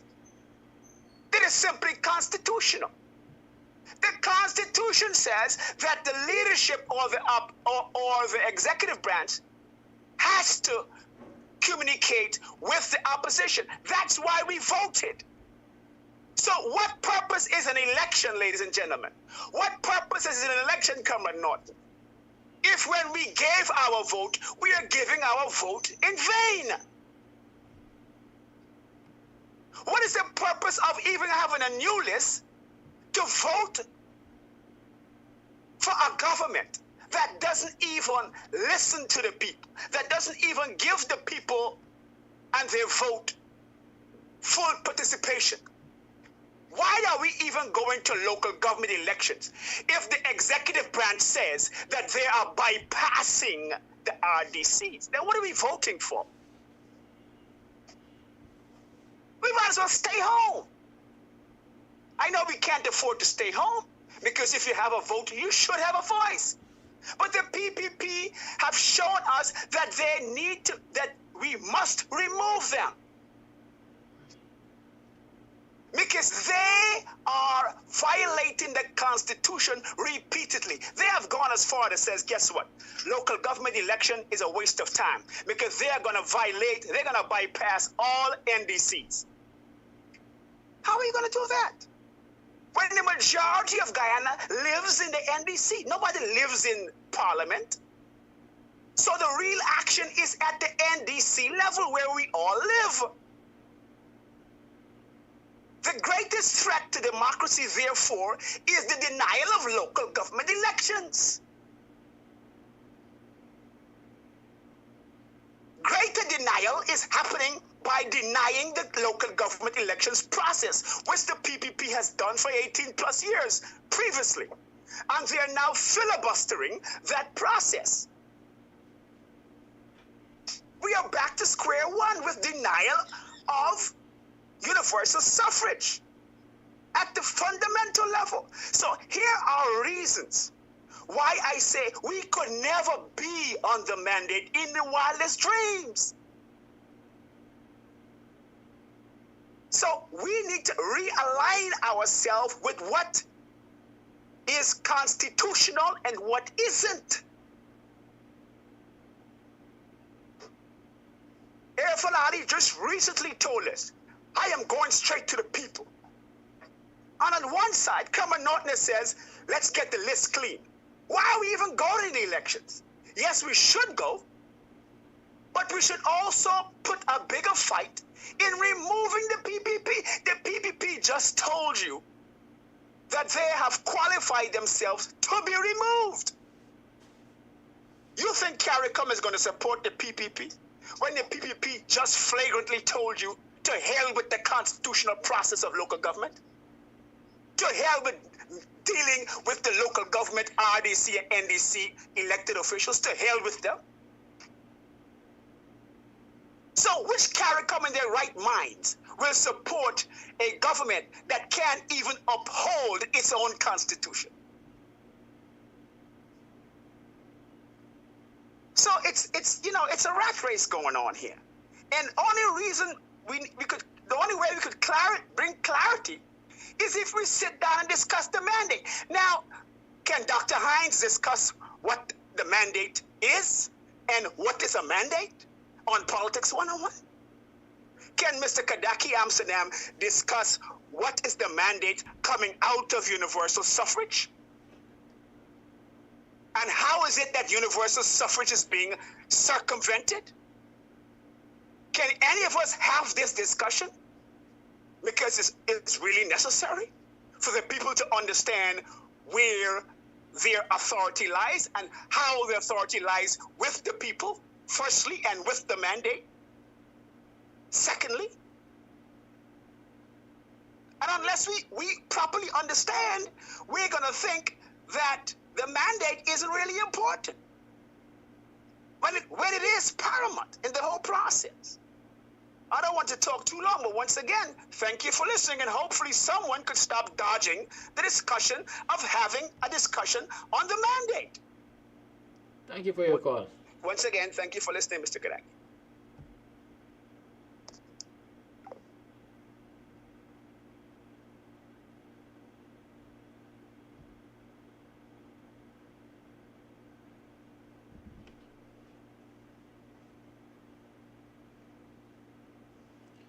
The lines remain open. You tune to the Guyanese Morning Time, hosted by the BUXTONIAN. Voice note.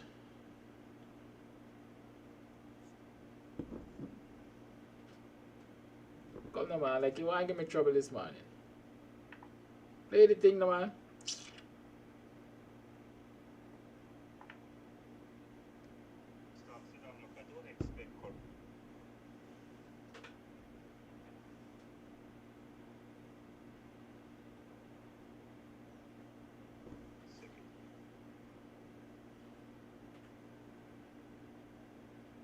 You get the volume issue just now. Very executive that she's part of. Let's go.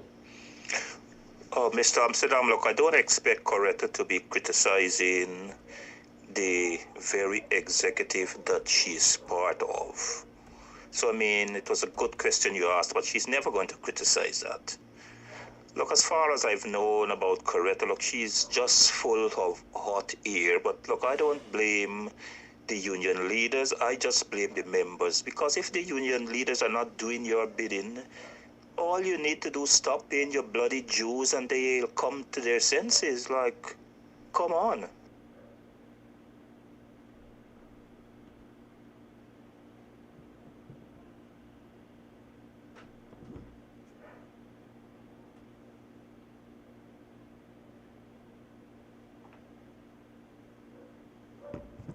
Done there? She's just full of hot air. But look, I don't blame the union leaders. I just blame the members. Because if the union leaders are not doing your bidding, all you need to do is stop paying your bloody dues and they'll come to their senses. Like, come on. Let me address a number of things here quickly. Union dues, as far as I know, members don't just stop paying union dues. There's something that is called the agency shop arrangement. I think that is the name. I can't remember exactly. But it's an arrangement where union members actually have signed agreements with the government to just deduct union dues and forward it to the unions. Right? And I'll tell you that that is one of the things that the government holds like a gauntlet over the heads of unions. Because if it were up to union members, a lot of the union members would have stopped paying their membership dues. And so when unions put pressure on the government says to them either quietly or publicly, we will discontinue this agency shop arrangement. And so once we discontinue the agency shop arrangement, it means the union has to be present at workplaces to collect their dues, or members have to go into the union's offices to pay their dues. The result of that will be less dues being collected because the efficiency is going to be affected. I'm telling you that. Right? And so, again, it's a compromising situation.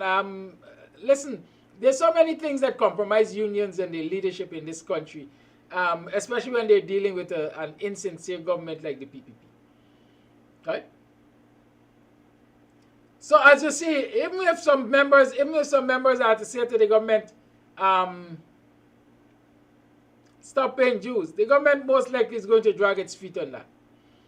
As a matter of fact, part of the requirement might very well be that you have to be a member of a union to be employed by the government. And that helps to bolster the union membership. So as soon as you join the public service, it's almost automatic that you become a member of the public service. Dues are deducted. And so that secures, that ensures that the public service union gets money. And so when the government says we're going to stop this arrangement, public service union shudders. Patrick Yard starts to think, oh, I'm maintaining this lifestyle by. Right? So it's not a straightforward thing like members stop paying union dues and things change. Union members have to be more vigilant in that they have to make more demands of their leadership and protest the damn leadership too. Protest the leadership. Or go on wildcat strikes. I keep saying I don't know why Guyanese believe that everything they have to depend on a leader to do for them. Political situation, everybody believes that the leader of the opposition has to act, or nobody can act, no citizen can act. Nonsense. Labor relations, everybody believes that they have to wait on the shop steward or the leader of the union, union president and general secretary to act. Nonsense. There's something that is called wildcat strikes. Teachers must embark on wildcat strikes. Public servants must embark on wildcat strikes and force the union to show where they stand. But everybody keeps kicking the ball along the line because nobody wants to bail the damn cat.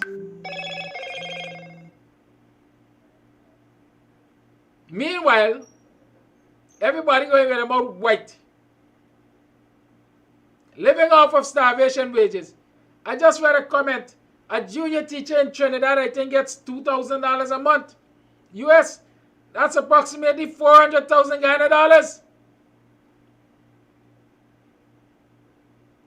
Many of our senior teachers, if any of our senior teachers, don't even see that money at the end of the month. But they rack back and they're accepting it.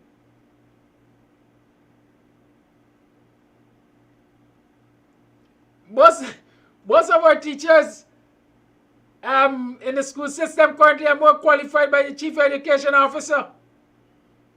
And I guarantee you he's getting times and a half, double what they are currently getting.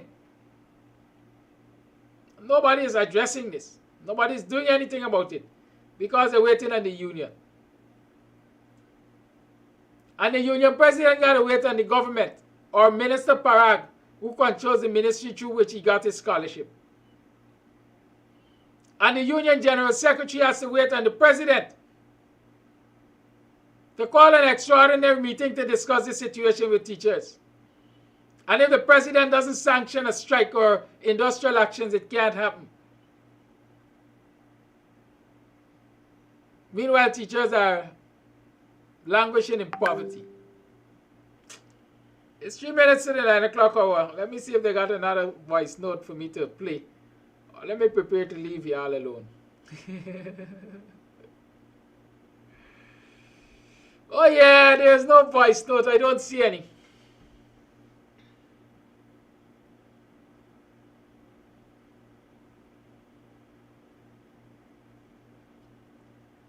Right, so the number to call is 6225933.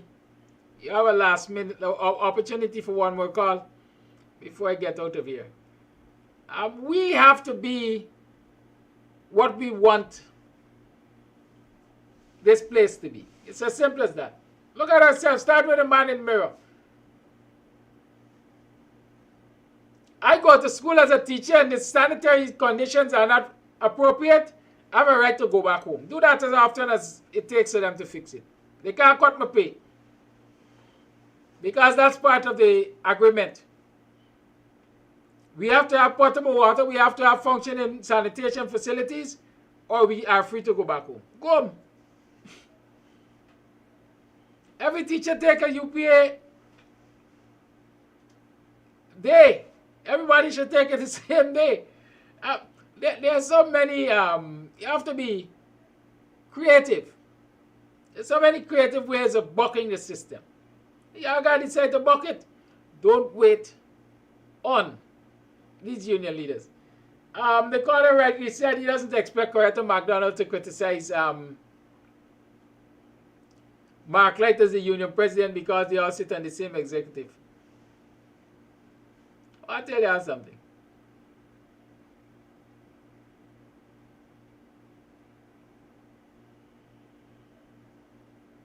Understand this? That is one of the problems we got in the society. Everybody wants to be comfortable with the next person. This thing in friendship, this thing in service, we are comrades because we agree to serve a particular group of people. And if you and I have to be enemies sitting around the table because I stand on the side of the people, so be it. You know, when I come on this program, I criticize them, are you right or are you wrong? All of us are political activists. All of us want to see a better Guyana, I assume. But when others are screwing up, I call it out. And if I screw up, I expect others to call me out. We ain't got to be friends. We just must fight for what is right for the people. Because that is what we committed to do. And so if Coretta believes that she wants to be friends with Mark Light, he's going to pull her down with him. It's as simple as that. Can't be my friend when you're screwing up. And I holding on to you. Bye. Go here. If the Lord wanted you saved, you would have provided a rock. That's a different story for next day. Have a good day. Y'all enjoy y'all day. I God.